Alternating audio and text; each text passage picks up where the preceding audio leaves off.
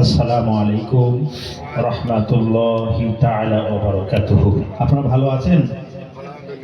আলহামদুলিল্লাহ। আলহামদুলিল্লাহ। চলবে কিছুক্ষণ ইনশাআল্লাহ। আলহামদুলিল্লাহ আলহামদুলিল্লাহি কাফা وسلام على عباده الذين اصطفى أما بعد فقد قال الله تعالى في كلامه المجيد وفي الفرقانه الحميد সকলে পড়ুন أعوذ بالله من الشيطان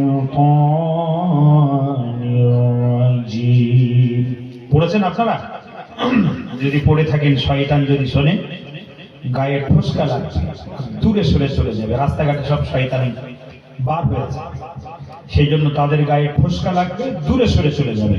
সকলে গলা ছেড়ে উচ্চ রবে আরো একবার আউযু বিল্লাহি মিনাশ শাইতানির রাজীম বিসমিল্লাহির রাহমানির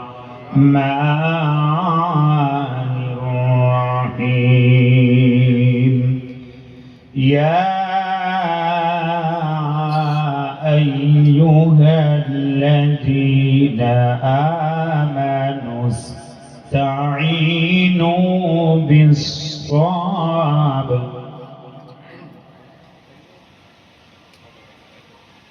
آمنوا استعينوا بالصبر والصلاة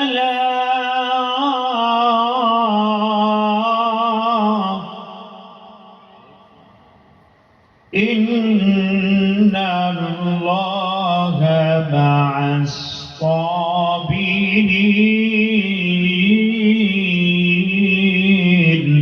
الله أكبر আর একটু আওয়াজ দিয়ে বলুন আল্লাহু আকবার। ও গো চাঁদ তুমি বলে দাও আমার নবীজি কোথায়? ও গো চাঁদ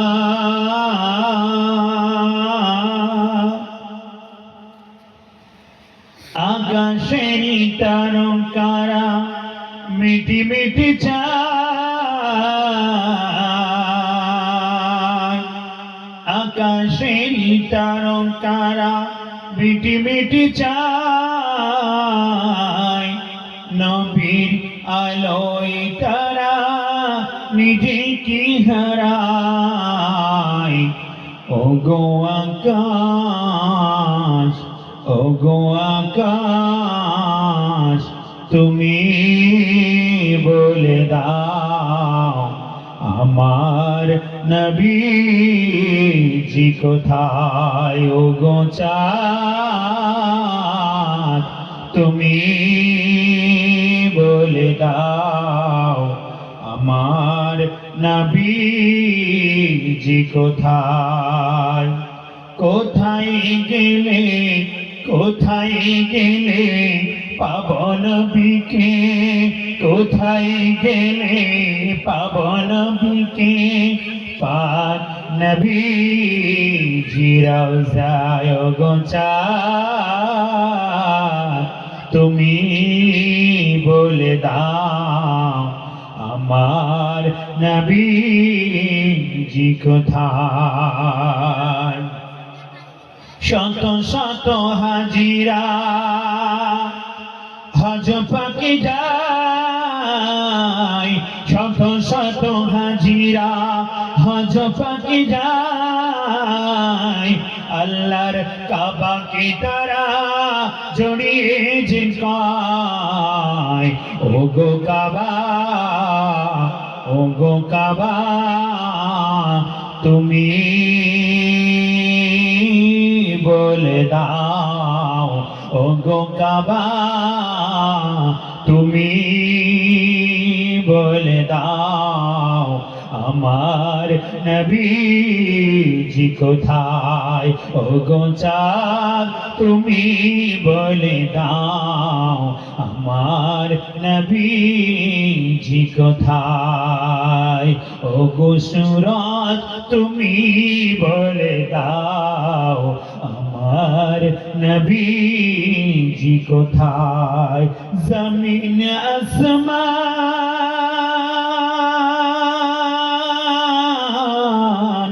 জমিন আসমান, চাঁদ সূরজ সবাই তাকিয়ে কিছু নাই, ও গো চাঁদ, ও গো চাঁদ তুমি বলে দাও আমার নবীজি কোথায়। আল্লাহুম্মা সাল্লি আলা মাওলানা ওয়া আলা আলি সাইয়্যিদিনা। মহাব্বতে কলেমায়ে জিকির লা ইলাহা ইল্লাল্লাহ, লা ইলাহা লা ইলাহা লা ইলাহা ইল্লাল্লাহু মুহাম্মাদুর রাসূলুল্লাহ। খোঁজ করিয়া আসলো তারা, খোঁজ করিয়া আসলো তারা তোমার কুঠুরির সম্মুখে। নবী পাকের নূরের ঝলক লাগলো তাদের চক্ষুতে, যে নূরের ওই ঝলক লেগে, যে নূরের ওই ঝলক লেগে চোখ ঝলসে গেল, ওই নবীর ওই মহাব্বতে দরুদ মোমেন পড়ো। আল্লাহুম্মা সাল্লি আলা, অবশ্যই এমন ভাবে পড়বেন যেন নবী দেখছেন, আমার নবী পাক দেখছেন, নিজে কানে শুনছেন। চিল্লায় বলুন আল্লাহু আকবার, খুব মহব্বতে বলুন আল্লাহুম্মা সাল্লি আলা সাইয়্যিদিনা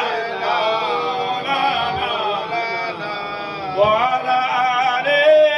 আলা আলি সাইয়্যিদিনা মাওলানা। কাজ করিতে গেলেন নবীজি, কাজ করিতে গেলেন নবীজি মা খাদিজার বাসায়। রসুল প্রেমে মুগ্ধা হলেন, পরকালের আশায়। আল্লাহুম্মা সাল্লি আলা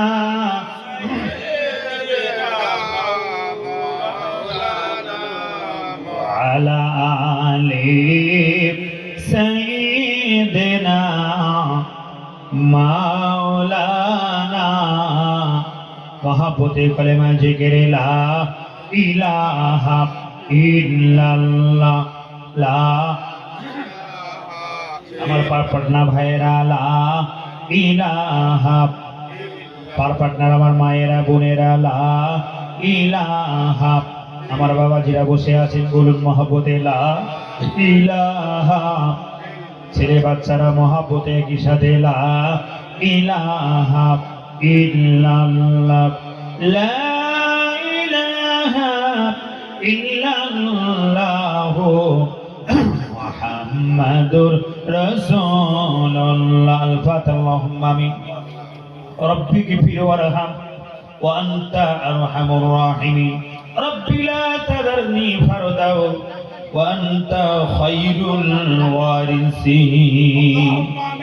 ইলাহি, পবিত্র মাহে শাবানের চাঁদে পারপাটনার আমার মায়েরা, বোনেরা, আমার ভাইয়েরা, বাবাজিরা, বন্ধুরা, যুবক ছেলেরা, কেউ বা টাকা দিয়ে, কেউ বা পয়সা দিয়ে, কেউ বা জায়গা দিয়ে, কেউ বা সহানুভূতি দেখিয়ে, কেউ বা মেধা দিয়ে, কেউ বা শ্রম দিয়ে প্রতি বছরের নাই এবছরে ইন্তজামে মেহফিলকে কায়েম ইন্তজাম করেছেন।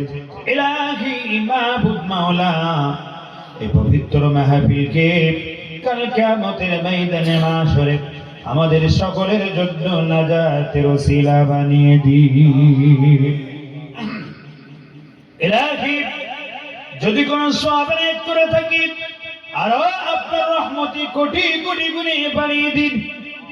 বিশ্ব নবীর রওজা মুবারকে সোনার মদিনা পারপাটনা গ্রামবাসীর সকলের তরফ থেকে, আমাদের সকলের পক্ষ থেকে তোহফা নবীজির রওজায় পৌঁছে দিন।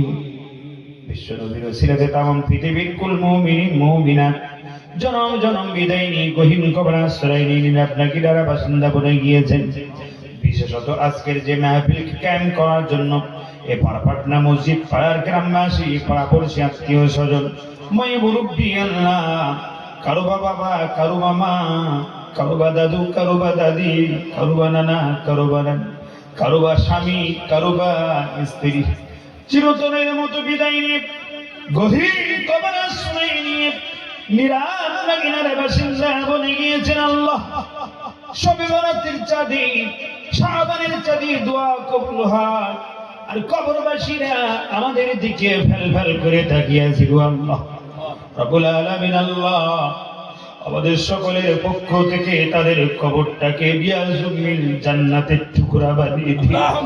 বেহেশত থেকে আল্লাহ সুপরিধান করিয়ে দিয়ে, বেহেশতের বিছানা বিছিয়ে দিয়ে, বেহেশতের খানাগুলো খাইয়ে দিয়ে কিয়ামত পর্যন্ত কবরে শান্তির ঘুম, আরামের ঘুম পাড়িয়ে দিন। ইলাহি মাবুদ মাওলা, আজকের বর্তমান যুগ সন্ধিক্ষণে ১বিংশ শতাব্দীতে ঈমান রাখা বড়ই কঠিন। গো আল্লাহ, আল্লাহ পারপাটনা মসজিদ পাড়ার আল্লাহ যুবক ছেলেরা, আমার বাবাজিরা, ভাইয়েরা, বন্ধুরা, কেউ বা টাকা দিয়ে, পয়সা দিয়ে, মেহনত করে, জায়গা দিয়ে ইন্তজামে মাহফিল মাহফিল কি কাম করেছেন। আল্লাহ কামাই আমায় বরকত দেবেন, হাতের সচ্ছলতা ফিরিয়ে দেবেন। আল্লাহ, আল্লাহ যে যা কাজ করে সেই কাজের মধ্যে বরকত, উন্নতি দেবে। সুস্থ যারা আছে সুস্থ বানিয়ে দেবেন। আল্লাহ ছেলে মেয়েদের নিয়ে আল্লাহ সংসার চালানোর জন্য লোকের কাছে হাত পাতাবেন না। ইজ্জত সম্মান আল্লাহ বাড়িয়ে দিয়ে মাথা উঁচু করে সংসার জীবনে সুখ ভোগ করার তৌফিক দেবেন। স্বামী স্ত্রীর মধ্যে দাম্পত্য জীবন সুখময় বানিয়ে দেবেন। পিতা মাতা যাদের বেঁচে আছে খাই খিদমত করার তৌফিক দেবে। আল্লাহ হায়াত কিসমত দারাজ করে দেবেন। অসুস্থ যারা আছে সুস্থ বানিয়ে দেবেন। রোগ ব্যাধিগ্রস্ত যারা আছে সেভাই করলে বাড়িয়ে নায়ক করে দেবেন।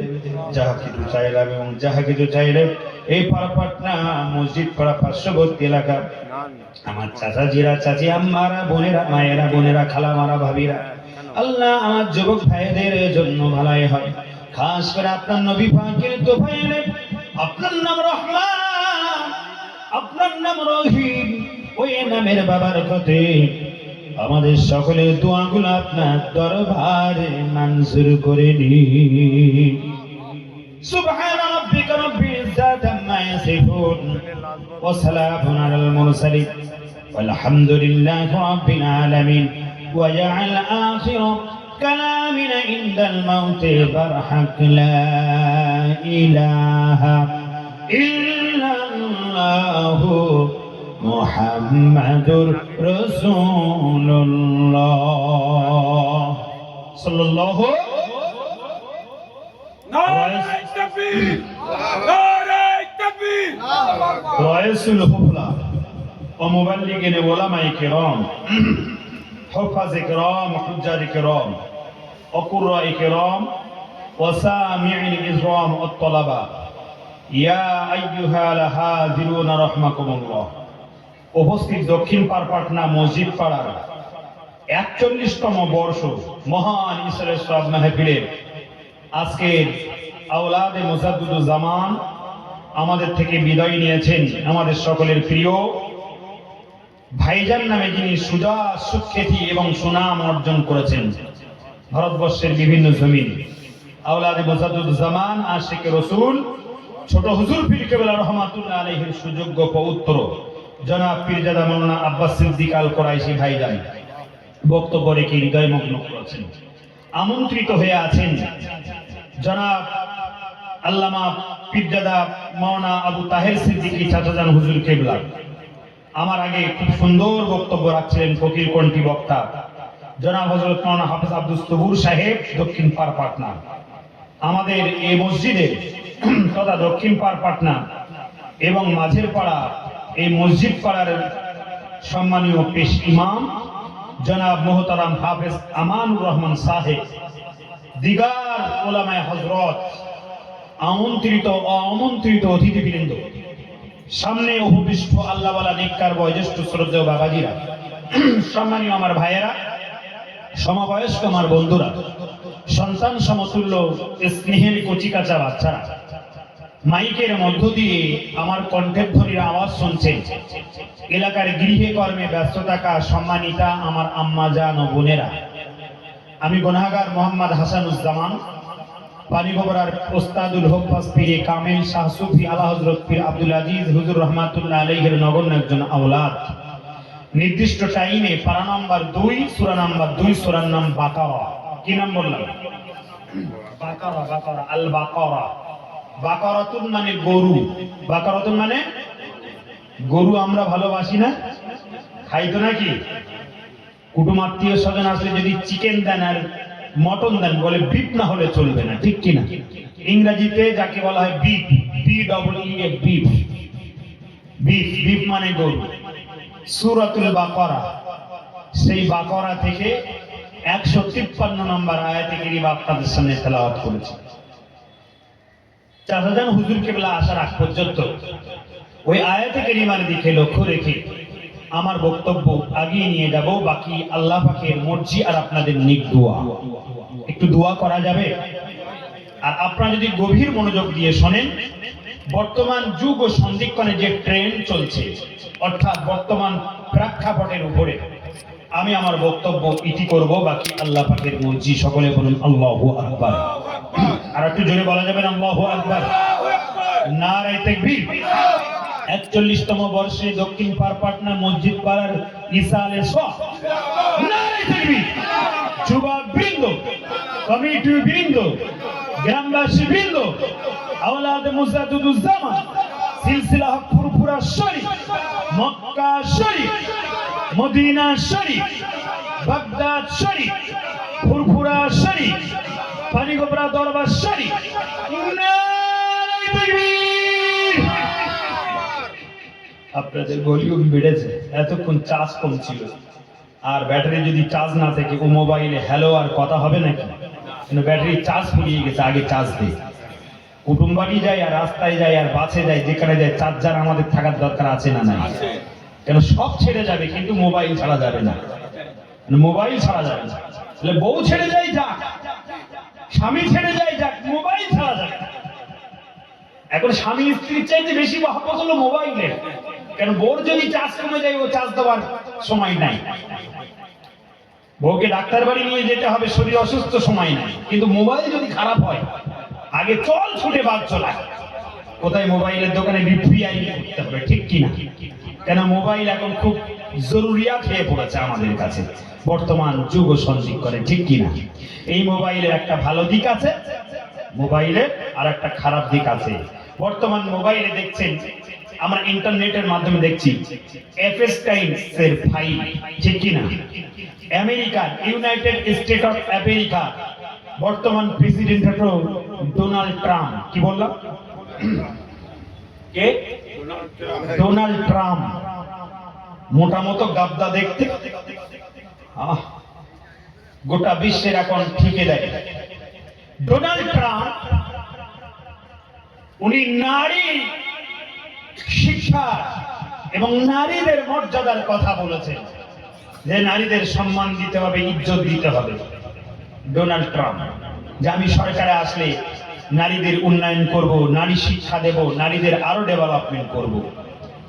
কিন্তু বর্তমানে 2026 সালে 30শে জানুয়ারি বিবিসি লন্ডন বিভিন্ন খবর, electronics, printing, global electronics media খবর পরিবেশন করেছেন ডোনাল্ড ট্রাম্প বর্তমান বিশ্বের পৃথিবীর এক প্রান্ত থেকে অপর প্রান্ত ডোনাল্ড ট্রাম্পের মতো নরখেদ, ডোনাল্ড ট্রাম্পের মতো বর্বর, ডোনাল্ড ট্রাম্পের মতো অসভ্য, ডোনাল্ড ট্রাম্পের মতো ভণ্ড লুচ্ছা জানোয়ার আসমানের নিচে জমিনের উপর দ্বিতীয় আর কেউ নয়, ঠিক কিনা?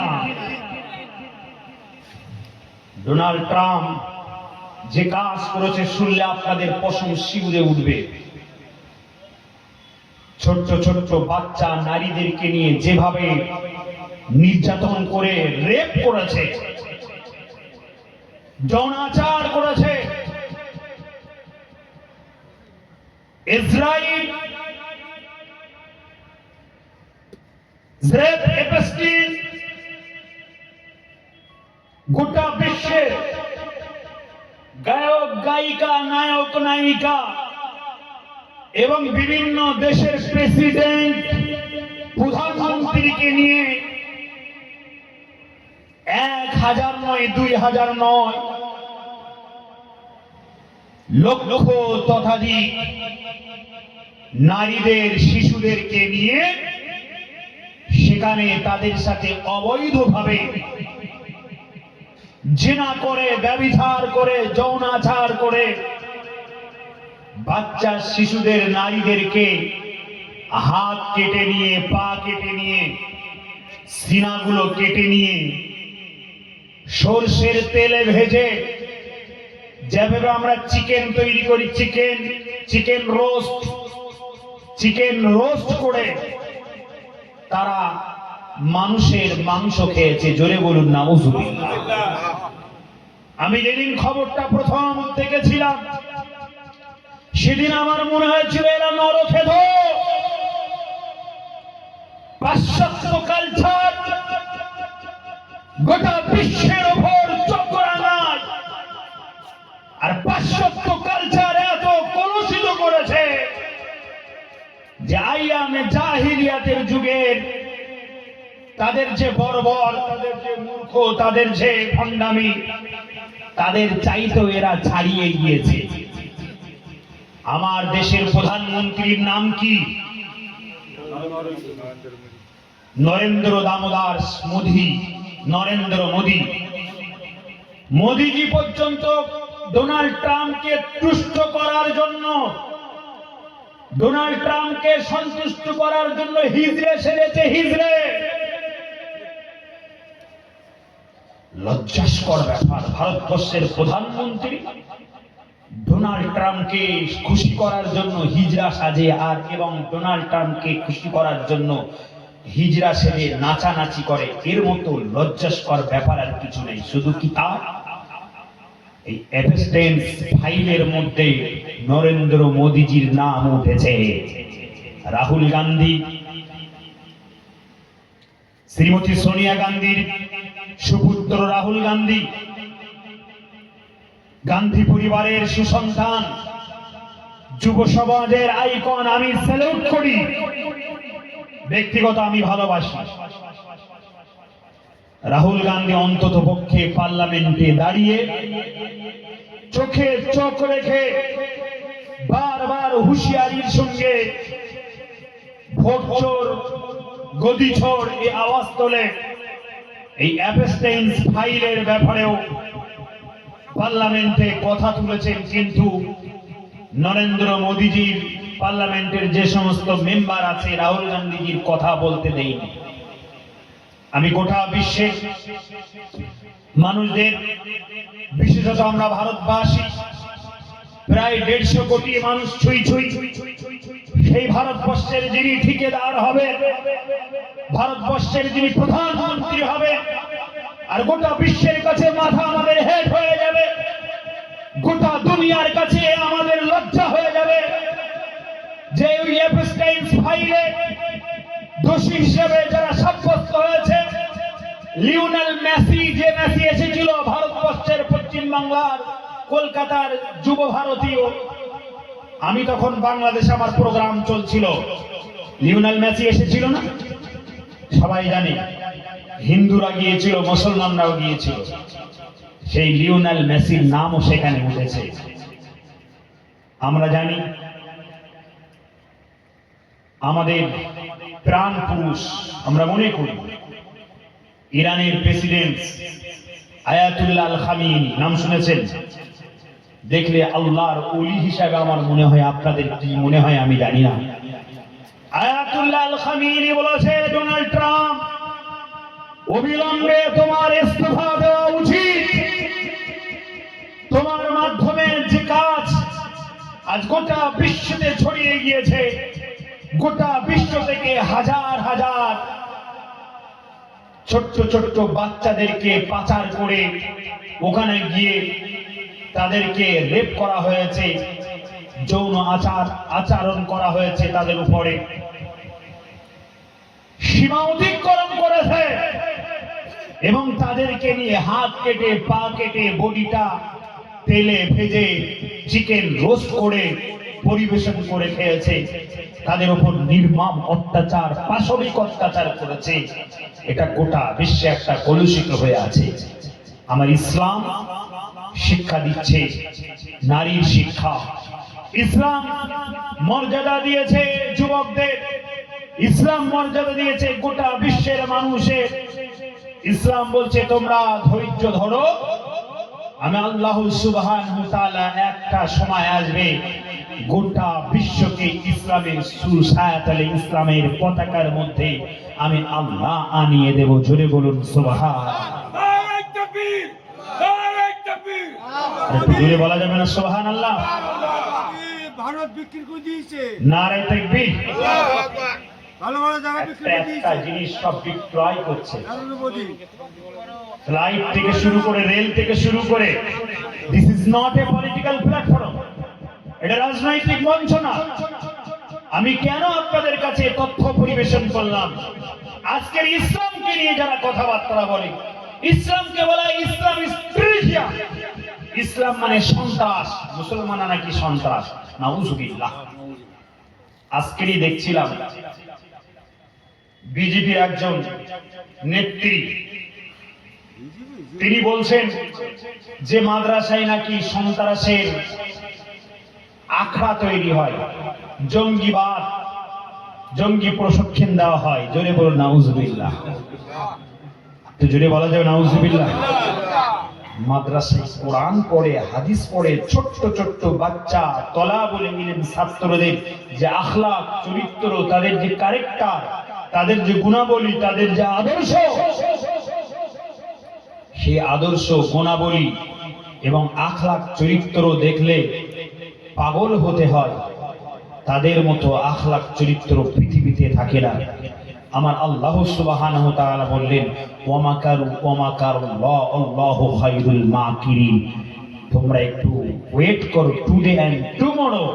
এমন একটা সময় আসবে, একদিন দিন আসবে, আমি আল্লাহ সুবহানাহু ওয়া তাআলা অ্যাকশনের বদলে অ্যাকশন আমি নিয়ে পৃথিবীতে তাদেরকে দেখিয়ে দেব। জোরে বলুন সুবহানাল্লাহ। একটু জোরে বলা যাবে না সুবহানাল্লাহ? কিন্তু তার শর্ত আছে। শর্ত বলবো কি শর্ত? আমাদের এই শর্ত হলো দুটো। এই শর্ত দুটো বলে আমার বক্তব্যে এগিয়ে যাবো। চলুন, এই শর্তের জন্য আমি কোরআনের আয়াত আপনাদের কাছে রেখেছি। সূরাতুল বাকারা থেকে 153 নম্বর আয়াত, পারা নাম্বার 2, সূরা নাম্বার 2 আপনাদের কাছে তেলাওয়াত করেছি। বিসমিল্লাহির রহমানির রহিম। ইয়া আইয়ুহাল্লাযীনা আমানুস واستعينوا بالصبر والصلاة إن الله مع الصابرين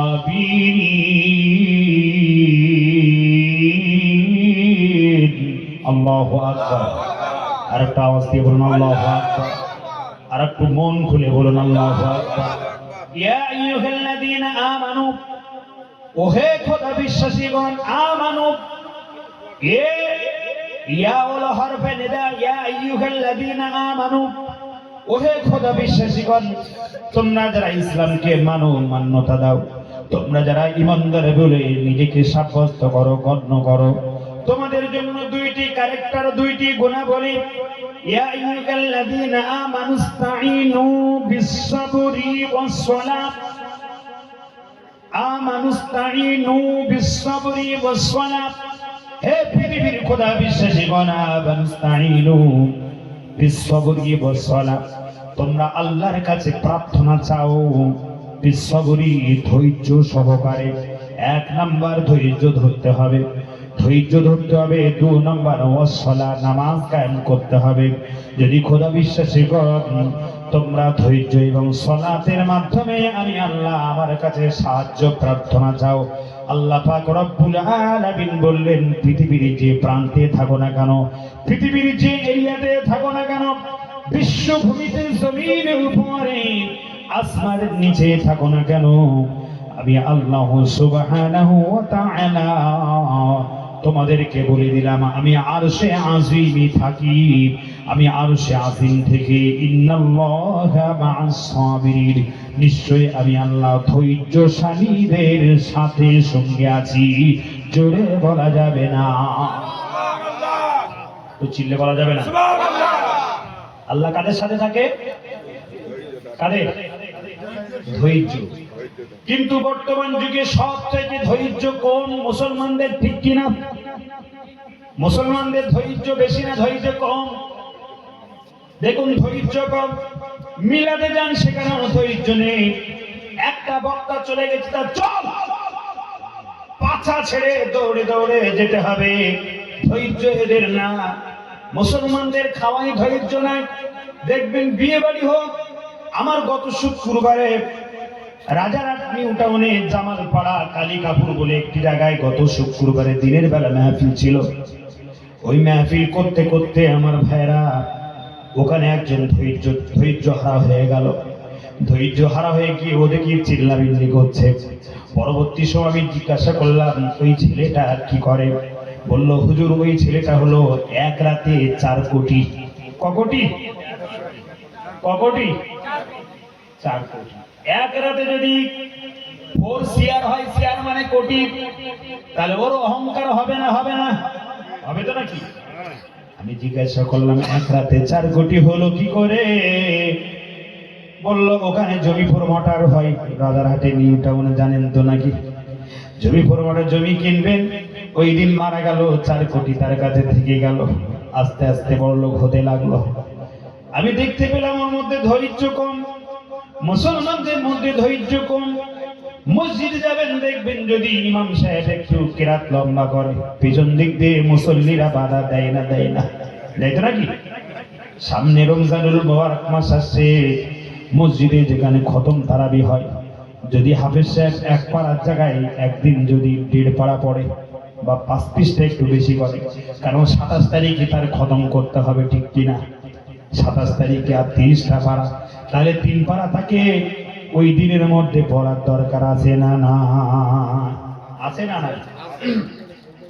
27 তারিখে খতম করতে হবে পারা কটা 30 তাহলে 27 তারিখে খতম করলে 30 পারা 3 পারা মাইনাস হবে তো নাকি তো 3 পারা পড়তে গেলে একটু এক্সট্রা টাইম লাগবে না যদি এক্সট্রা যদি 5 পৃষ্ঠা এবং 2 পৃষ্ঠা 3 রুকু বেশি পড়ে বলে আজকের হুজুর এত টানা টেনেছে পাই ব্যথা হাঁটুই ব্যথা উঠতে পারি না এত টানা টানলো গো গরমে সহ্য করতে পারি না কেন মুসলমানদের মতো ধৈর্য খুব স্বামী স্ত্রী একটু কোন রকম মনোমালিন্য হয়েছে স্বামী একটা খুন্তি নিল বউ নিল একটা নাকড়ি রান্না করছিল আর ওর পাশে ছিল একটা খুন্তি স্বামী নিল খুন্তি বোন এলো একটা নাকড়ি বেগুন রান্না করছে, মাছ ঝোল হবে, মাছ বেগুন দিয়ে দেওয়া হবে ভাই। চাটুইটি আছে, মাছ ভাজা, আর ওই চাটুর উপরে ছিল একটা খুন্তি। আর বৌমা কি করছে, বেগুন রান্না করছে, নাকড়ি দিয়ে বেগুনের ঝোল যাচ্ছে। দুজনের মধ্যে কটা কাটাকাটি হয় না? হয় না? স্বামী স্ত্রীর মধ্যে যদি দুটো হাড়ি এক জায়গায় থাকে একটু ঠোলাঠুলি হয় না? হয় না? হয়তো নাকি? স্বামী স্ত্রীর মধ্যে যত মনোমালিন্য হবে তত মহাব্বত হবে না? হবে না? হবে না? হবে না? মহাব্বত দেখবেন একটু যদি মনোমালিন্য হয়, সেদিন খোকার বাপ বাড়ি এসে বলে, ও ফজিলা, ও ফতেমা, ও জবেদা, ও হালিমা, ও হালিমা সাবেরা গো, ও আমেনা গো, একটু কথা বাটাটি হলো, মনোমালিন্য হলো, একটু কাছে আয়, একটু তোর প্রেম নিবেদন করি না? করি না? করে তো নাকি? দেখবেন ঠোকাঠুকি করে। কিন্তু বর্তমান যুগে দেখছি, আজকের মোবাইলের যুগ, ইন্টারনেটের যুগ, আজকের ফেসবুক এবং হোয়াটসঅ্যাপ এবং ইমো এবং চ্যাটিং করে এদের মধ্যে মনোমালিন্য হয়। বউ বলছে, কাগজ আনো তুমি, আর পয়সা দেবো আমি, কারণ ডিম বাঁচা, খুদ বাজা, তুষ বাজার পয়সা আছে, তোমার সাথে আর ঘর করা যাবে না, ডিভোর্স দিতে হবে, কাজী সাহেব ডেকে আনো, তাড়াতাড়ি ডিভোর্স দেবো। এদের মধ্যেও ধৈর্য নাই, একসঙ্গে 3 তালাক, একসঙ্গে। কিন্তু কোরআন বলছে, আত-তালাকু মাররাতান ফাইমসাকুম বিমারুফিন আও তাসবিহুম বিইহসান, একসাথে 3 তালাক, এটা হলো দেওয়া যাবে না, এটা দেওয়া যাবে না। তাৎক্ষণিক তালাক বলে, হুজুর তালাক দিয়েছে আমার বউকে, 1 তালাক নাই, 3 তালাক নেয়, 10 তালাক দিয়েছি। আবার তালাক দিতে বলেছি, তোর গোষ্ঠী শুদ্ধ তালাক, এটা তালাক হবে নাকি? আমি বলে, তালাক কিভাবে দিলে? বলে, রাগের বশত ভাবে তালাক দিলাম, রাগ করে তালাক দিলাম। আচ্ছা, রাগ করে তালাক দেয় না, আনন্দ করতে করতে তালাক দেয়? রাগ করে দেয় না, আনন্দ করতে করতে? রাগ করে তালাক দেয়, আনন্দ করতে করতে কেউ তালাক দেয় না। তাই তালাক যখন আপনি দিয়েছে, ও তালাক কিন্তু বৈধ হয়ে যায়। তালাক দেওয়ার পরে ওই স্ত্রীর সঙ্গে যদি আপনি মেলামেশা করেন, ওই স্ত্রীকে নিয়ে ঘর সংসার করেন, ঘর সংসার করতে করতে, মেলামেশা করতে করতে যদি কোনো সন্তান পৃথিবীতে ভূমিষ্ঠ হয়, ওই সন্তানটা যার সন্তান হয়ে যায়, এই সন্তানটা যার সন্তান হয়। সেজন্য আমি আপনাদেরকে বলবো, ধৈর্য ধরতে হবে, বিপদে আপদে মুসিবতে ধৈর্য ধরতে হবে, অবিচলাতেই ধৈর্য ধরতে হবে। দেখবেন জমি জায়গা মাপ দিতে গিয়ে আমিন সাহেব আসলে সেখানে 100 টাকা জায়গার জন্য নিজেদের মধ্যে মারপিট খোনাখুনি হয় না? হয় না? আবার মারপিট হতে হতে দেগঙ্গা থানায় এফআইআর হয়, ওখান থেকে আবার কোর্টে চালান করে চল বারাসাত কোর্ট, বারাসাত যদি নাই ওখান থেকে হাইকোর্ট, ওখান থেকে জজ কোর্ট, সুপ্রিম কোর্ট পর্যন্ত। হয় না? হয় না? মুসলমানরা দেখবেন থানায় বেশি, মুসলমানরা জেলখানায় বেশি, মুসলমানরা দেখবেন কোর্টে বেশি, মুসলমানরা দেখবেন আমার ভাইরা বন্ধুরা বিভিন্ন যে সমস্ত কোর্ট গুলো আছে সেখানে বেশি। কেন? মুসলমানদের একটাই পন্থা, এদের ধৈর্য নেই। আবার আল্লাহ সুবহানাহু ওয়া তাআলা বললেন, হে মুসলমানরা, হে পৃথিবীর খোদাবাসীগণ, তোমরা আমার কাছে যদি ইয়া আইয়ুহাল্লাযীনা আমানু, ও খোদা বিশ্বাসীগণ, আমানুস্তাঈনু বিস-সাবরি ওয়াস-সালাহ, তোমরা যদি ধৈর্য সহকারে নামাজের মাধ্যমে আমি আল্লাহ আমার কাছে প্রার্থনা চাও, আমি আল্লাহ কথা দিলাম, ইন্নাল্লাহা মা'আস-সাবিরিন, আমি ধৈর্যশালীদের সাথে আছি। জোরে বলা যাবে না সুবহানাল্লাহ? নারে তাকবীর! শুধু ওয়েট করেন, আমাদের নামে এসআইআর চিঠি পাঠাচ্ছে, তো নোটিশ পাঠাচ্ছে, একটু ওয়েট করেন। মুসলমানদের নামে এসআইআর সব থেকে বেশি এসছে না? আপনাদের দেগঙ্গায় মনে হচ্ছে আসেনি, এসছে? পাটনায় মনে হচ্ছে এসআইআর নোটিশ কারুর আসেনি, সবার এসছে। 70 বছর 80 বছর বয়সের মানুষও ছাড়টার নাই। হ্যাঁ, মেয়েদেরও ছাড়টার আছে, ছিল মেয়েদেরও এসেছিল। মেয়েদের যারা প্রেগনেন্ট আছে তাদেরও নোটিশ এসেছিল, দেখার বাদ বিচার নাই। প্যান কার্ড আছে, আধার কার্ড, পাসপোর্ট আছে, ভোটার কার্ড আছে, অ্যাডমিট আছে, MA pass, BA pass, doctor, barrister, তাদেরও ছাড় নাই, ঠিক কিনা? মুসলমান হলে তার এসআইআর নোটিশ আছে। আমি মুসলমানদেরকে বলবো, ঐক্যবদ্ধ হয়ে আপনার ধৈর্য ধারণ করুন। আর আমাদের জন্য কেউ নয় যে মিছে কান্না কাঁদবেন, নাটক করবে। আর নামাজের মাধ্যমে আল্লাহর কাছে দোয়া চাই, আল্লাহ আমাদের জন্য কেউ নয়, রব্বুল আলামিন আল্লাহ স্বামী স্ত্রী, স্ত্রী পরিজন, সন্তান সন্ততিকে নিয়ে সংসার চালাবেন, অন্য কাজে সময় আপনারা ব্যয় করবেন না, অন্য কাজে সময় দেবেন না, নিজের সংসারের দিকে মনোযোগ দিন। স্বামী স্ত্রী মিল মহব্বত পয়দা রাখুন, বাবা মা থাকে তাদের খিদমত করুন, সন্তানদের লেখাপড়া শেখান, তালিম শেখান, ওদের ডেভেলপমেন্ট করুন, ওদের আয় উন্নয়নের জন্য পন্থা বেছে নেবেন, সেই ডাকতে যাবেন না, এখানে সেখানে মিটিং মিছিলে যাবেন না। মিটিং মিছিলে গিয়ে সময় ব্যয় করে করে আমাদের অর্থনৈতিক পরিকাঠামো একেবারে ভেঙে পড়েছে।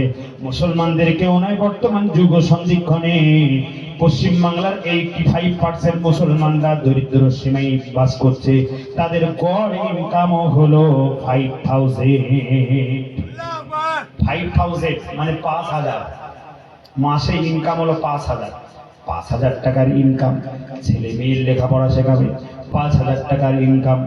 বৌমার শাড়ি চুড়ি কিনে দেবেন, 5,000 টাকার ইনকাম। মা বাপের ক্ষেত দেবেন, 5,000 টাকার ইনকাম। আপনার যারা রোগগ্রস্ত আছে তাদের ওষুধপালা কিনে দেবেন, 5,000 টাকার ইনকাম। আপনার যে কোনো কাজ ক্রিয়া ওখানে চালাতে হবে, 5,000 টাকার ইনকাম। দুপুরে খাওয়া, রাতের খাওয়া, সকালে নাস্তা, এবং আমার ভাইয়েরা মোবাইলের খরচা, ইলেকট্রিক বিলের খরচা আছে না? না, এ তো মোবাইলের খরচা ছিল না, এখন ইলেকট্রিক বিলের দাম ইউনিট বেড়ে গেছে, ঠিক কি না? খরচা দিন দিন লাগামহীন বেড়ে চলেছে, খরচা বেড়ে চলেছে ঘোড়ার মতো, আর ইনকাম হচ্ছে কচ্ছপের মতো। কচ্ছপ যেমন আস্তে আস্তে চলে, আমাদের ইনকাম কমে যাচ্ছে, ইনকাম আস্তে আস্তে চলছে, আর খরচা বেড়ে যাচ্ছে ঘোড়ার মতো দৌড়ে দৌড়ে। তাই আমার মুসলমান যুবকদের বলবো, যুবকেরা, ও আমার বাবাজিরা, ও আমার আব্বাজানেরা, আমার ভাইয়েরা, আমার বন্ধুরা, আমার সমাজকর্মী ভাইয়েরা, আমরা যে যা কাজ করি, কেউ বা আমরা দর্জির কাজ করি, কেউ বা আমরা চাষাবাদ করি, কেউ বা আমরা গাড়ির ড্রাইভার, কেউ বা সুতোর মিস্ত্র, কেউ বা রাজমিস্ত্রি, কেউ বা লেবার, কেউ বা ছোটখাটো ব্যবসা বিজনেস করে আমরা সংসার চালাই, ঠিক কিনা? মুসলমানদের চাকরি বাকরি তো নাই, আমরা নিজেরা ছোটখাটো কাজ ক্রিয়াদি করে আমাদের সংসার জীবিকা নির্বাহ করি। সেজন্য আপনার কাজে মন দিন, ছেলে মেয়েদের লেখাপড়া শেখান, তালিম দিন। আর 5 ওয়াক্ত নামাজ, মুয়াজ্জিন হাইয়া আলাস সালাহ বললে এসো তোমরা নামাজের জন্য, হাইয়া আলাল ফালাহ, এই নামাজই কল্যাণকর। নামাজ পড়তেই হবে বাবা, পড়তেই হবে, নামাজ কারো ছাড় নেই বাবাজি। নামাজ যদি ছেড়ে যায়, প্রথম মঞ্জিল কবরে আপনি ধরা খাবেন। কেন? কবর হলো প্রথম ইমিগ্রেশন, ওই ইমিগ্রেশনে যদি আপনি আটকে পড়েন, কবর থেকে যত মঞ্জিল আছে সব মঞ্জিলে আটকে পড়বেন। সেজন্য আমার ভাই যারা, বন্ধুরা, আপনার ধৈর্য সহকারে, আমরা ধৈর্য সহকারে আমাদের কাজ কিনে দিই, আমাদের কামাই আমায়, আমাদের লেখাপড়া, আমাদের সংসারে জীবিকা নির্বাহ, আমরা স্বামী স্ত্রী, আমরা যেটা কাজ করি না কেন, আমাদের একটু ধৈর্য বেশি বেশি ধরার দরকার আছে না? না, ধৈর্য বেশি বেশি ধরার দরকার আছে না? নাই? ধরতে হবে না? হবে না? মহাব্বতে যে কেরে লা ইলাহা, লা ইলাহা, লা ইলাহা মুহাম্মাদুর রাসূলুল্লাহ, সুবহানাল্লাহ, আলহামদুলিল্লাহ, লা ইলাহা, লা ইলাহা, লা ইলাহা ইল্লাল্লাহ মুহাম্মাদুর রাসূলুল্লাহ। আল্লাহ আল্লাহ আল্লাহ আল্লাহ। থামবেন না।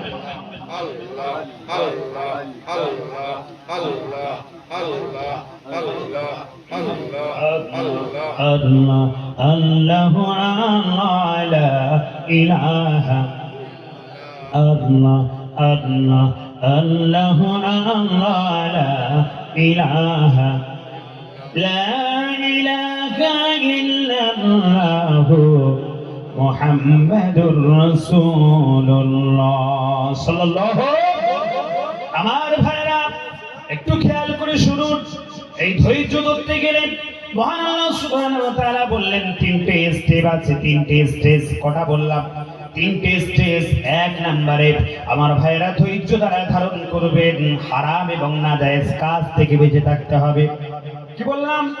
হারাম কাজ থেকে বেঁচে থাকতে হবে, নাজায়েজ কাজ থেকে বেঁচে থাকতে হবে।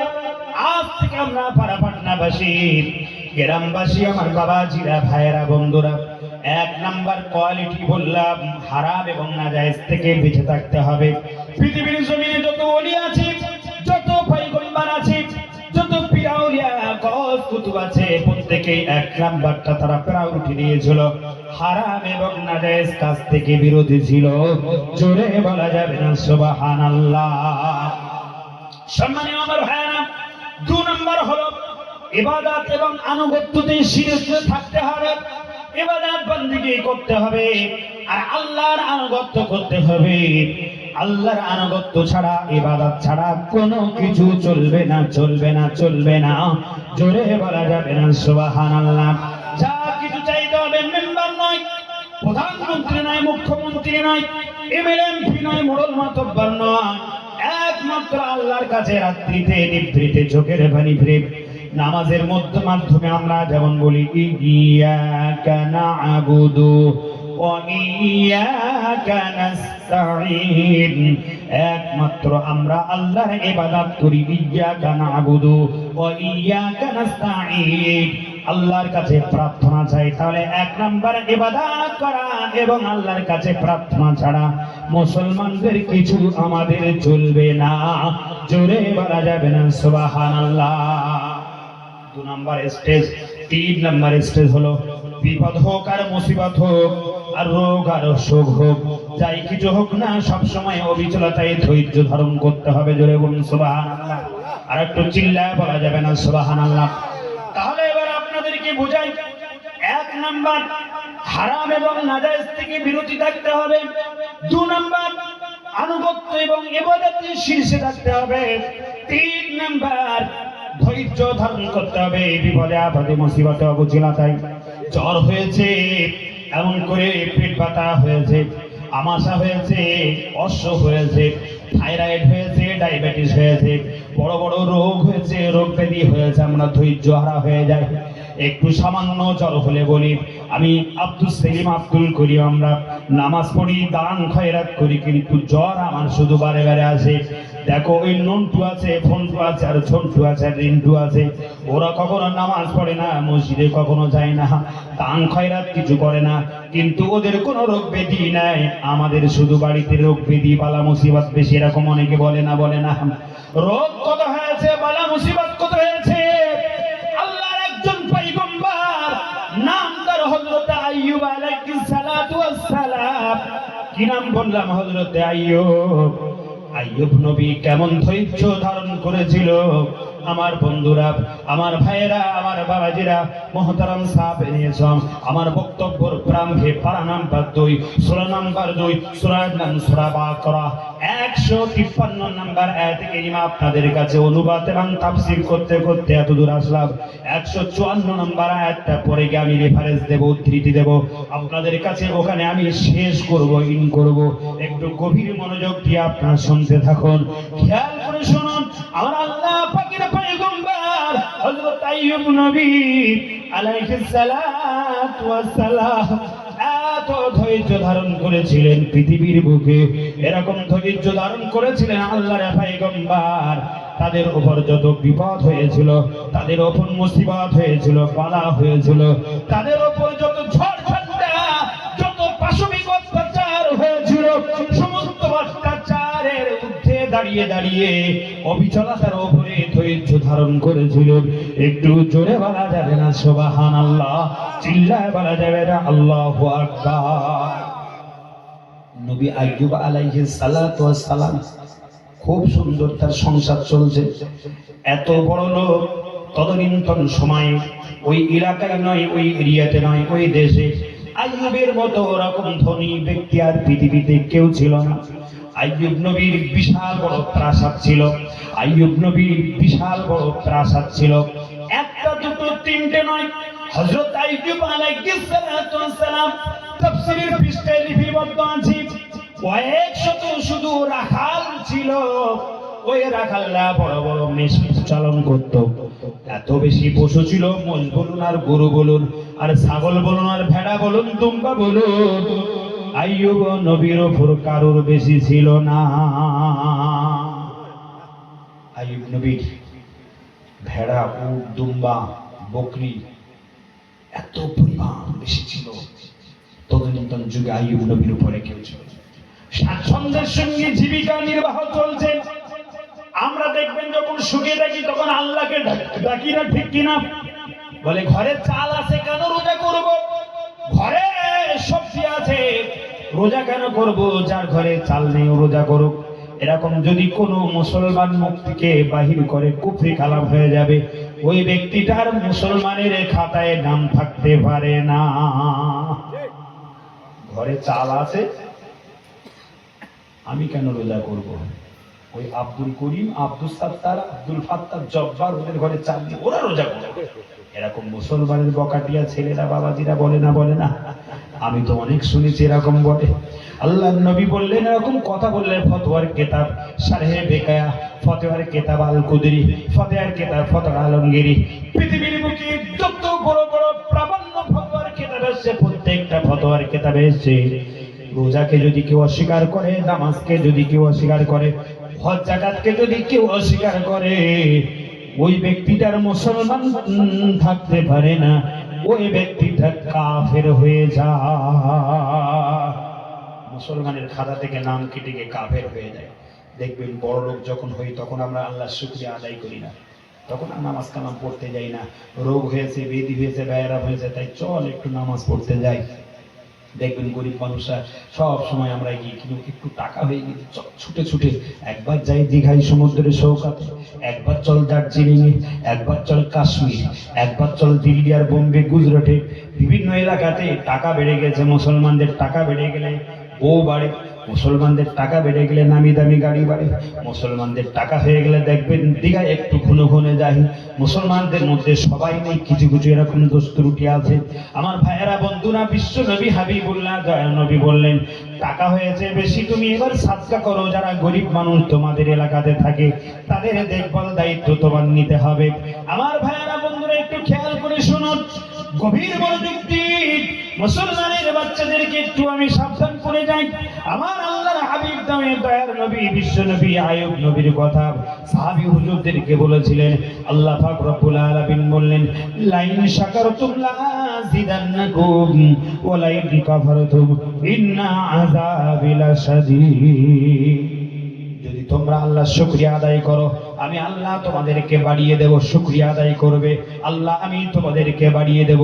লাযিদান্নাকুম ওয়া লাইন কাফারতুম, যদি তোমরা এমন করে অস্বীকার করো, ইন্না আযাবি লাশাদীদ, আমার আযাব বড়ই কঠিন, সহ্য তোমরা করতে পারবে না। বিপদে আপদে মুসিবতে অবচেলাতে সর্বসময় আল্লাহর উপর শুকরিয়া আদায় করে ধৈর্য ধারণ করুন, যেমন ধৈর্য আইয়ুব নবী তিনি ধরেছিলেন। আমার ভাইরা, বন্ধুরা, আইয়ুব নবী এত বড় লোক ছিল। আইয়ুব নবী আলাইহিস সালাতু ওয়াস সালামের চারটে বিবি ছিল। ওই চারটে বিবি নিয়ে অনেকটা সন্তানকে নিয়ে সুখের সংসারে তিনি জীবিকা নির্বাহ করতেন, সুখের সংসার চালাতেন। কিন্তু পাঁচওয়াক্ত নামাজ এবং গভীর ইবাদতের মাধ্যমে আইয়ুব নবী আল্লাহকে তুষ্ট রাখতেন। একটু জোরে বলা যাবে না সুবহানাল্লাহ? আল্লাহকে তুষ্ট রাখার জন্য গভীর মনোযোগ সহকারে আল্লাহ তাআলার ইবাদত বান্দেগী করতেন। এমন সময় শয়তান ইবলিস বলছে, রব্বুল আলামিন, আমি তো শয়তান ইবলিস, আমি চাই আইয়ুব নবীর তার ঈমানটা নষ্ট করব। আল্লাহ বলবে, আইয়ুব নবীর ঈমানটা তুই নষ্ট করতে পারবি না। বলে, কেন পারবো না? বলে, তুমি পারবে না। আমার এটা দৃঢ় বিশ্বাস, আমি আল্লাহ যেটা জানি, আল্লাহু আ'লাম, আমি যেটা জানি পৃথিবীর মানুষ সেটা জানে না। শয়তান ইবলিস বলল, অবশ্যই অবশ্যই আইয়ুব নবীর যদি আপনি রোগ ব্যাধি দেন, আইয়ুব নবীর যদি এত ধনট্ট টাকা পয়সা ব্যাংক ব্যালেন্স যদি না থাকে, আইয়ুব নবীকে যদি নিঃস্ব ফকির বানিয়ে দেওয়া হয়, আইয়ুব নবী আর আল্লাহকে ডাকবে না।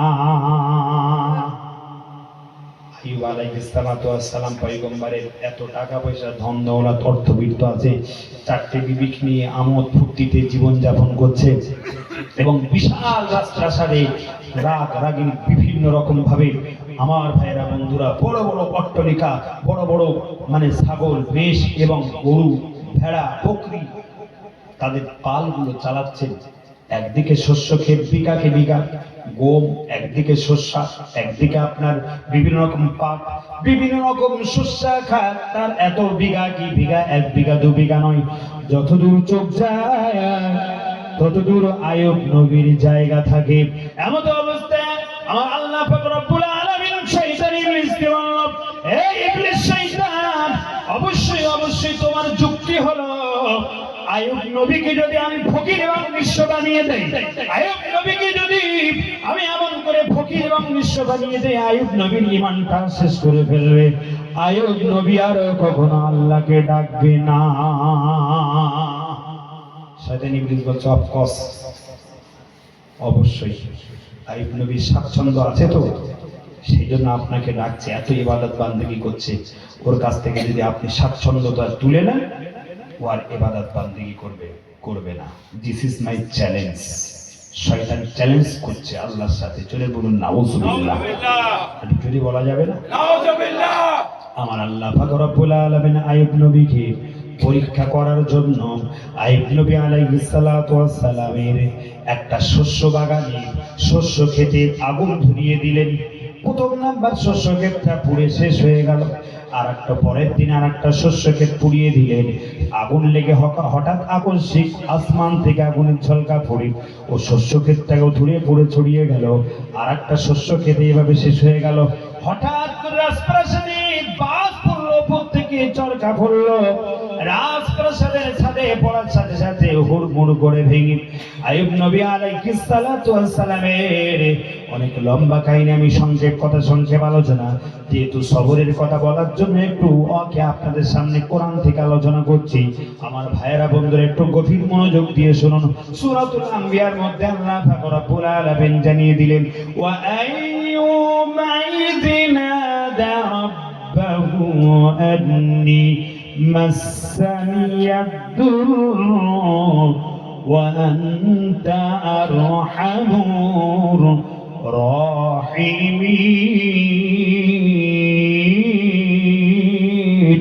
আল্লাহু আকবার।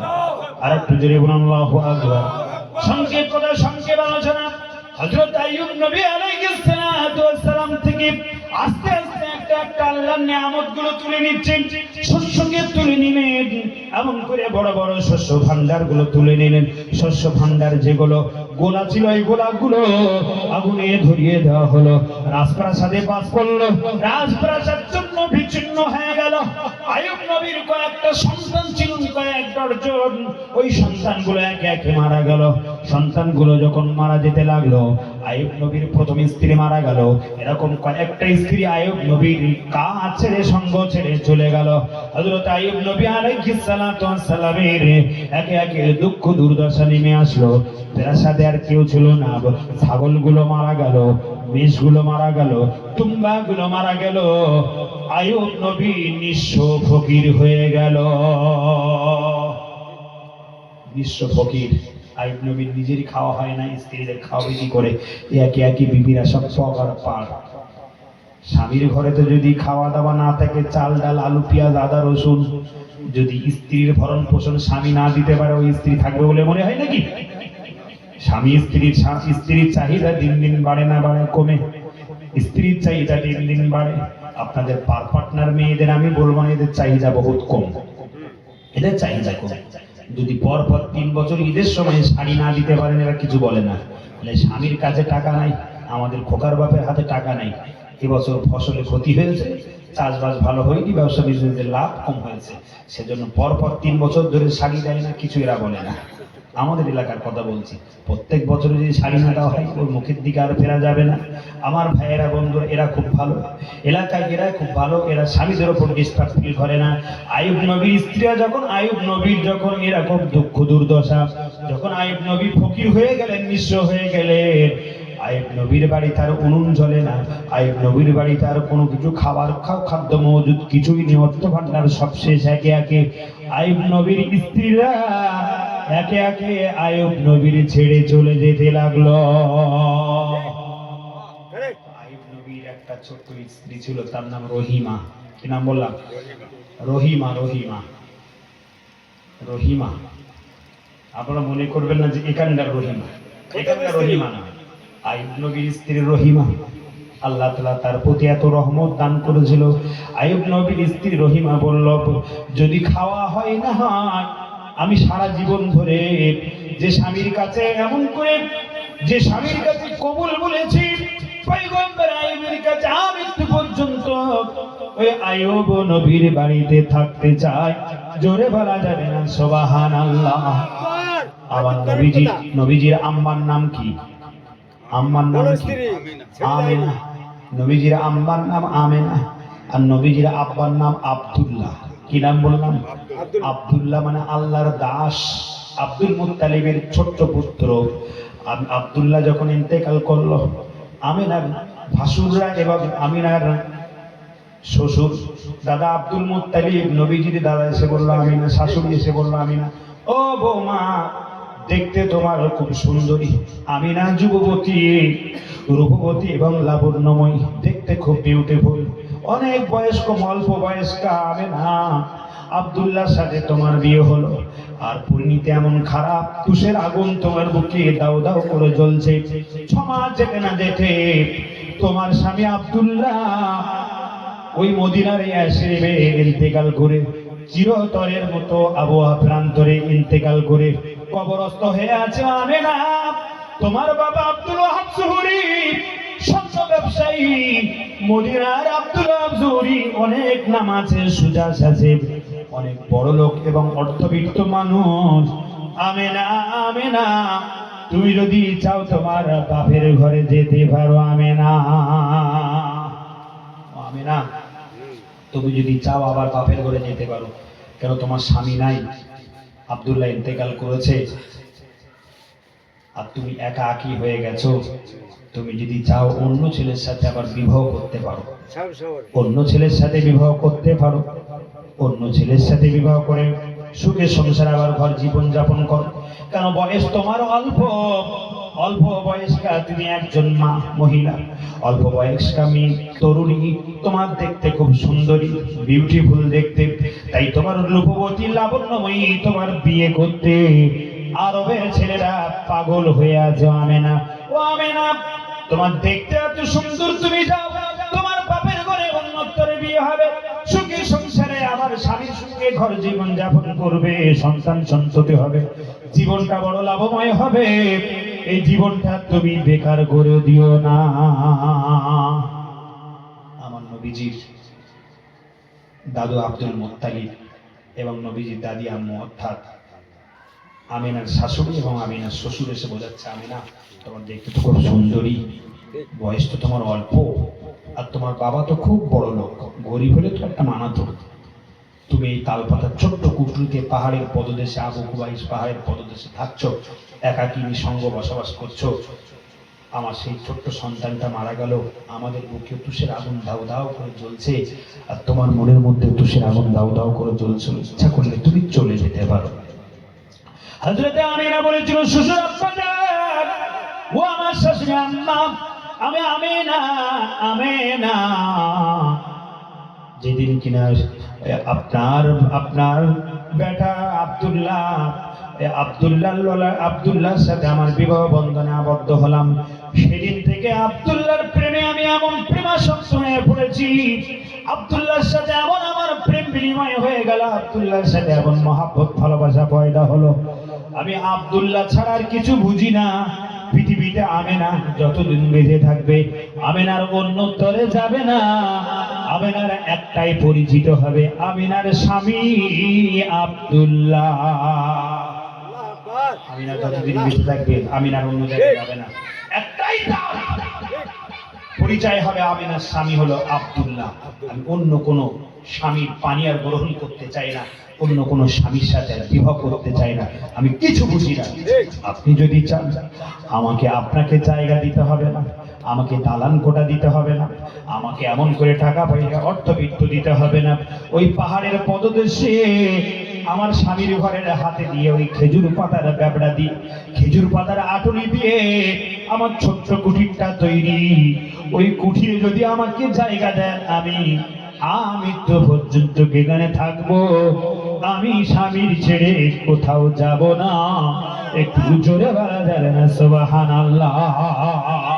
আমার ভাইরা, আইয়ুব নবী আলাইহিস সালাতু ওয়াস সালাম পয়গম্বরের স্ত্রী রহিমা বলল, স্বামী গো, আপনার পানি গ্রহণ করেছি রহিমা, একে একে স্ত্রীরা চলে যায়, জীবন যাবে যাবে রহিমা, রহিমা অন্যত্তরে আর যাবে না। রহিমা যতদিন থাকবে আপনার স্ত্রী হিসেবে পরিচিতি লাভ করবে, অন্য কোথাও অন্যত্তরে আর যাব না।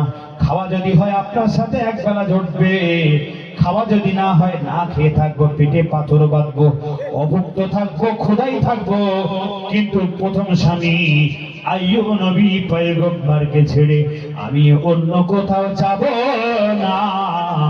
একটু জোরে বলা যাবে না সুবহানাল্লাহ? নারে তাকবীর, নারে তাকবীর। আইয়ুব নবী অনেক দিন খাওয়া হয় না, জায়গা নিয়ে ভালো, একই জায়গায় শুয়ে থাকে, সেই শুতে একই জায়গায় শুয়ে থাকে।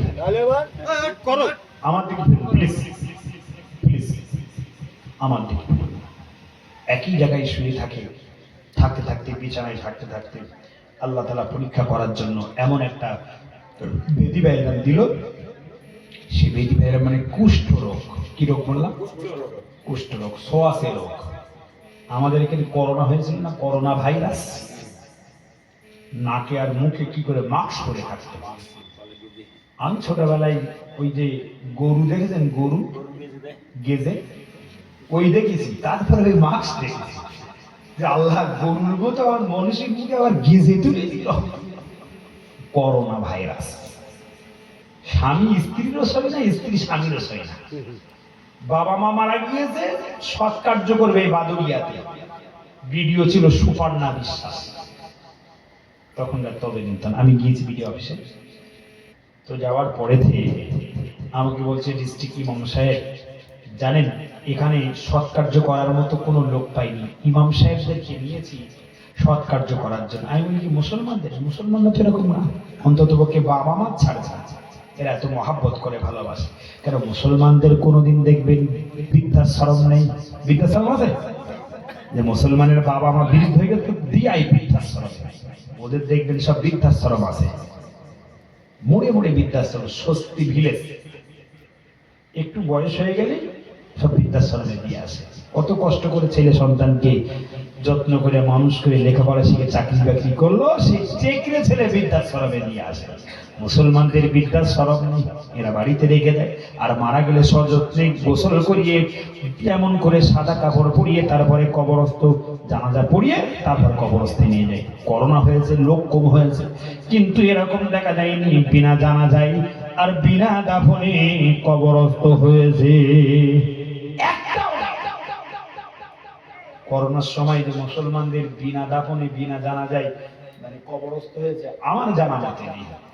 কিন্তু ভিডিও অফিসে গেলাম, বললো হিন্দুদের এটা হচ্ছে, হিন্দুদের 10টা 20টা করে মারা যাচ্ছে, আর কেউ থাকে না সৎকার্য করার জন্য। আমি বললাম কেন? একটা ঘটনা উনি বললেন যে মা মারা গিয়েছে, মাকে কেউ ছুবে না, মার কাছে যাবে না, মার লাশটা ডেড বডি পর্যন্ত এত খবর দিচ্ছি নিয়ে আসবে না। গেল 3 ছেলে এবং 2 মেয়ে, যাওয়ার পরে মায়ের হাতে দুটো চুড়ি আছে, বাউটি আছে, বাউটি সোনার বাউটির দাম আছে না নাই? আছে তো নাকি? সোনার বাউটি আছে, গলায় আছে চেন, সোনার চেন, সেই চেন অবস্থায় এবং বাউটি অবস্থায় মারা গেল। মায়ের সৎকার্য করতে গিয়ে সাইন করতে হবে, সিগনেচার করতে হবে, সিগনেচার করার পরে হাতে স্যানিটাইজেশন দিচ্ছে, স্যানিটাইজেশন হাতে এরকম ধুতো না, হাতে এরকম ধরে। আল্লাহ বললো জীবনে ওযু করিস না, আল্লাহ বললো নাপাক হয়ে গেলে আগে তোমরা স্যানিটাইজেশন করবে, খেতে যাবে দুহাত তোমরা ভালো করে দেবে, নবীজি বলেছে। কিন্তু পৃথিবীর মানুষ জানে না ১৫০০ বছর আগে বিশ্ব নবী যিনি হাদিস পাকের মধ্যে বললেন মানুষেরা খাওয়ার আগে যদি দুহাত ভালো করে ধুয়ে নেয় এটাই হবে ওদের কল্যাণকর, এটা সুন্নতের খানা। দেখবেন করোনার সময় প্রত্যেকে স্যানিটাইজেশন শুধু দুহাত ভালো করে ধুচ্ছে, এরকম ভাবে দুহাত ধুচ্ছে, বলে সাইন করতে গিয়ে দুহাত ভালো করে ধুয়ে নিল স্যানিটাইজেশন করে। আর দেখতে পেলাম তাদেরকে স্যানিটাইজেশন তারা করলো, হাতে আছে চুড়ি পাউটি আর গলায় আছে সোনার চেন। সিগনেচার করতে গিয়ে হাতে স্যানিটাইজেশন মারলো, কিন্তু মায়ের চুড়ি খুলতে আর গলার হার খুলতে স্যানিটাইজেশন মারলো না। চুড়ি খুলতে গিয়ে আর গলার হার খুলতে তো না মাল আসবে তো। চুড়ি আর সোনার চুড়ি আর সোনার হার অনেক দাম আছে, বিক্রয় করে দিলে টাকা মাল আসবে নোট করি। সেজন্য স্যানিটাইজেশন করোনা ভাইরাসের দরকার নাই। ডেড বডি তো দূরের কথা সৎকার্য করবে তাদের এমন করে দেখবেন মুসলমানদের যেমন কবরে আমরা নিয়ে যাই, হিন্দু ভাইদের শ্মশানে নিয়ে যাই না, এই শ্মশানে নিয়ে গিয়ে ডেড বডিটা পুড়িয়ে দেবে, দাহ করবে, সেরকম লোক খুঁজে পাওয়া যায় না। আমরা ইমাম সাহেবদের একটা ইউনিটি করে দিয়ে হিন্দু ভাইদের পর্যন্ত সৎকার্য করে দিয়েছি। এটাই হলো সম্প্রীতি সাম্য ঐক্য ভ্রাতৃত্ব।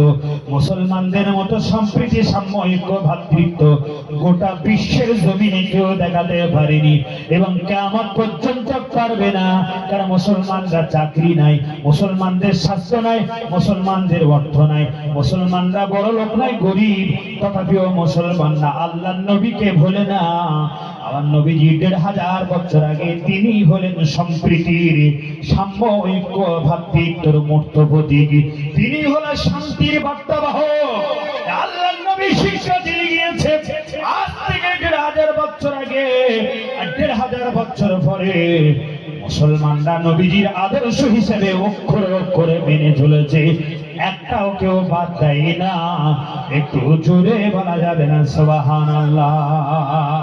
নারে তাকবীর, নারে তাকবীর। করোনা রোগে দেখবেন, করোনা রোগে কেউ আর কারো সয় না। আইয়ুব নবীর এরকম করোনার মতো কুষ্ঠ রোগ হয়েছে, সোয়াসের রোগ, একে একে সবাই চলে যায়। পাড়ার লোকেরা বললে আইয়ুবকে যদি পাড়ায় রাখা হয় এই পাড়ায় আবার সোয়াসের রোগ ভরে যাবে, আর পাড়ায় এরকম কুষ্ঠ রোগ ভরে যাবে, কুষ্ঠ বেদিকা এরকম হয়ে যাবে। তা আইয়ুব নবীকে আর পাড়ায় রাখা যাবে না, আইয়ুব নবীকে জঙ্গলে ফেলে দিয়ে আসতে হবে। কয়েকটা বছর কেটে গেল, আইয়ুব নবীকে এবার জঙ্গলে ফেলে দিতে গেল। আইয়ুব নবী আলাইহিস সালাতু ওয়াস সালামের স্ত্রী বলল আমিও জঙ্গলে চলে যাব, আমিও মুফাসসিলে থাকবো না, আমি আমার স্বামীর সাথে জঙ্গলে চলে যাব, আমি যা খাইব আমার স্বামীও তাই খাইবে। আইয়ুব নবীর স্ত্রী রহিমা লোকের বাড়িতে একটু ঝিগিরি চাকরির কাজ করে, থালা হাড়ি মেজে দেয় এবং ঘরদোর গুছিয়ে দেয়, ঘরদোর নেফা মোছা করে দেয়, একটু ঝাড়ু দিয়ে দেয়, তার জন্য কিছু খাবার দেয়, কিছু খাবার দেয়, নিজে খায় না। ওই খাবারগুলো পুটলি বোঝাই করে নিয়ে আইয়ুব নবী স্বামীর কাছে নিয়ে চলে যায়।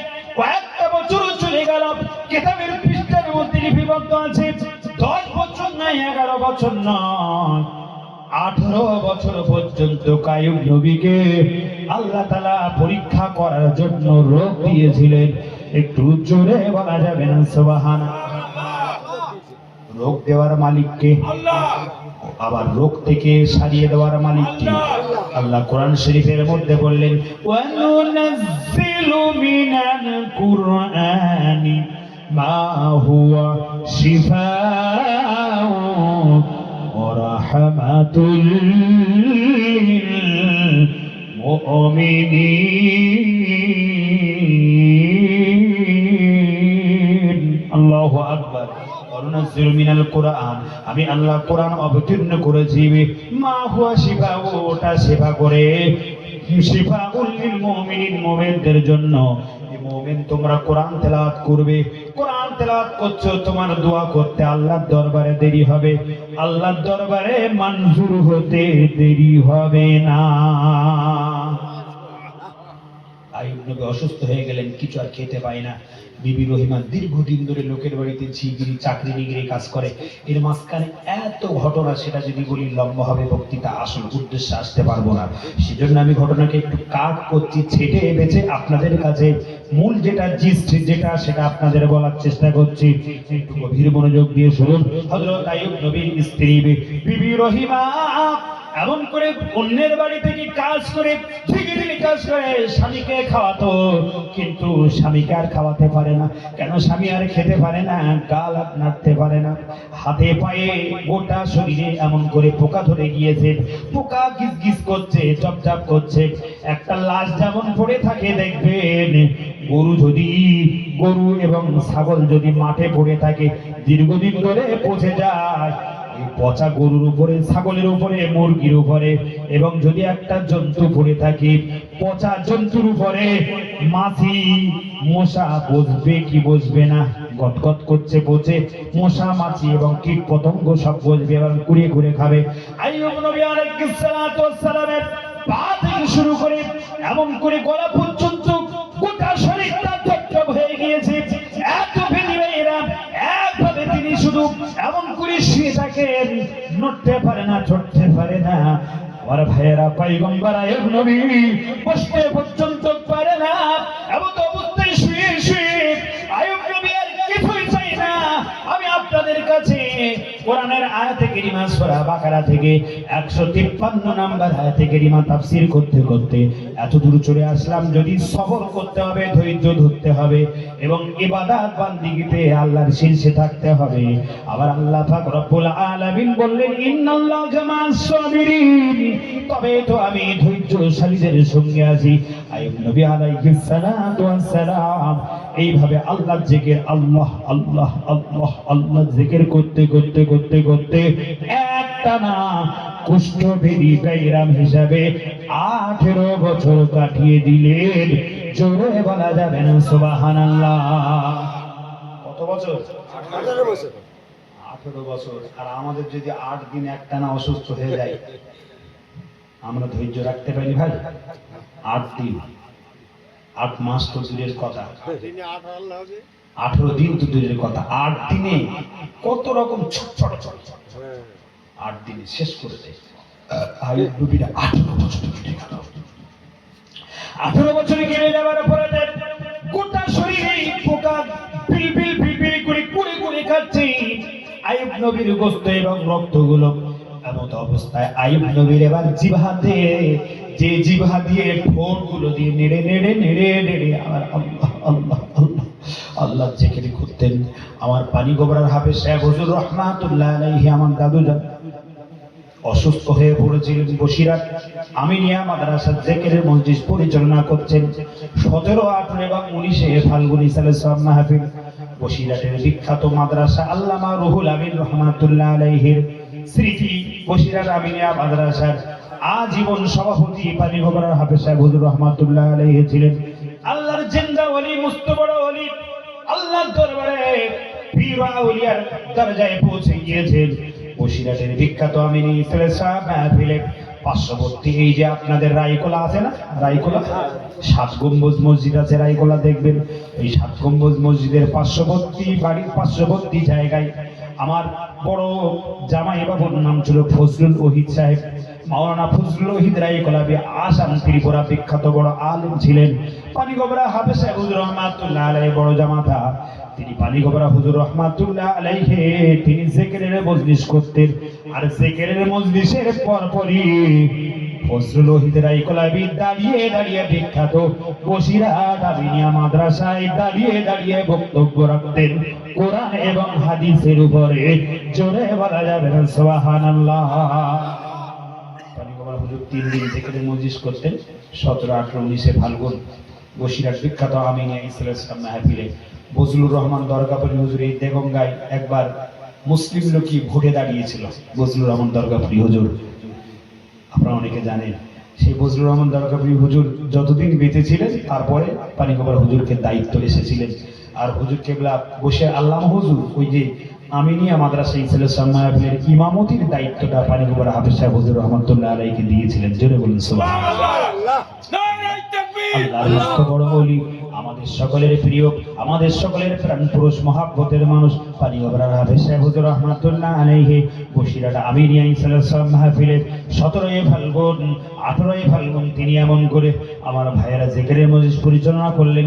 তার বড় জামাতা আমাদের পার্শ্ববর্তী পারপাটনা গ্রামের পাশে রায়কলার 7 গম্বুজ মসজিদের পার্শ্ববর্তী এলাকাতে, পার্শ্ববর্তী জায়গাতে তাঁর বাড়ি ছিলেন আসাম এবং ত্রিপুরা বিখ্যাত ফজলুল সাহেব বক্তা ছিলেন। ফজলুল রায়কলাবি বক্তব্য রাখতেন। এমন অবস্থায় আমার ফজলুল রায়কলাবি তিনি এমন করে ইন্তেকাল করার পরেতে হুজুর কেবলা দেখলেন আমার পরেতে এবার আমার বড় জামাতা বক্তব্য রাখবেন, কিন্তু না না না না, তিনি ইন্তেকাল যখন হয়ে গেলে হুজুর একটু স্মরণ করলেন। আর ওই সময় ব্রেন স্ট্রোক হয়েছিল। হুজুর কেবলা কলকাতাতে নিয়ে যাওয়া হয়েছিল, প্রথম বসিরহাট বদরতলা হসপিটালে, ওখান থেকে পাঠানো হলো কলকাতার তাজ বেঙ্গল হোটেল, বাম দিকে লেফট সাইডে, রাইট সাইডে আলিপুর জু চিড়িয়াখানা। আবার ওখান থেকে যদি সোজা ধাক্কা দেন সেখানে দেখবেন ন্যাশনাল লাইব্রেরি, আবার দেখেন রাইট সাইডে চলে যান, ওখানে কটুরিয়া মেডিকেল রিসার্চ সেন্টার বলে একটু হসপিটাল আছে। তদানীন্তন সময় বুদ্ধবাবু এবং জ্যোতিবাবুদের যদি মুখ্যমন্ত্রী এবং পুলিশ মন্ত্রী যদি কিছু হতো, ওই কটুরিয়া মেডিকেল রিসার্চ সেন্টারে অ্যাডমিট করা হতো, ওখানেই তাদের ট্রিটমেন্ট চলতো।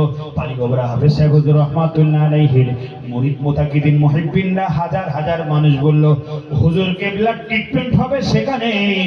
মন্ত্রী মহোদয়দের সুন্দর ট্রিটমেন্ট যেখানে কলকাতা মেডিকেল রিসার্চ সেন্টারে, ওই কলকাতা মেডিকেল রিসার্চ সেন্টারে নিয়ে যাওয়া হলো।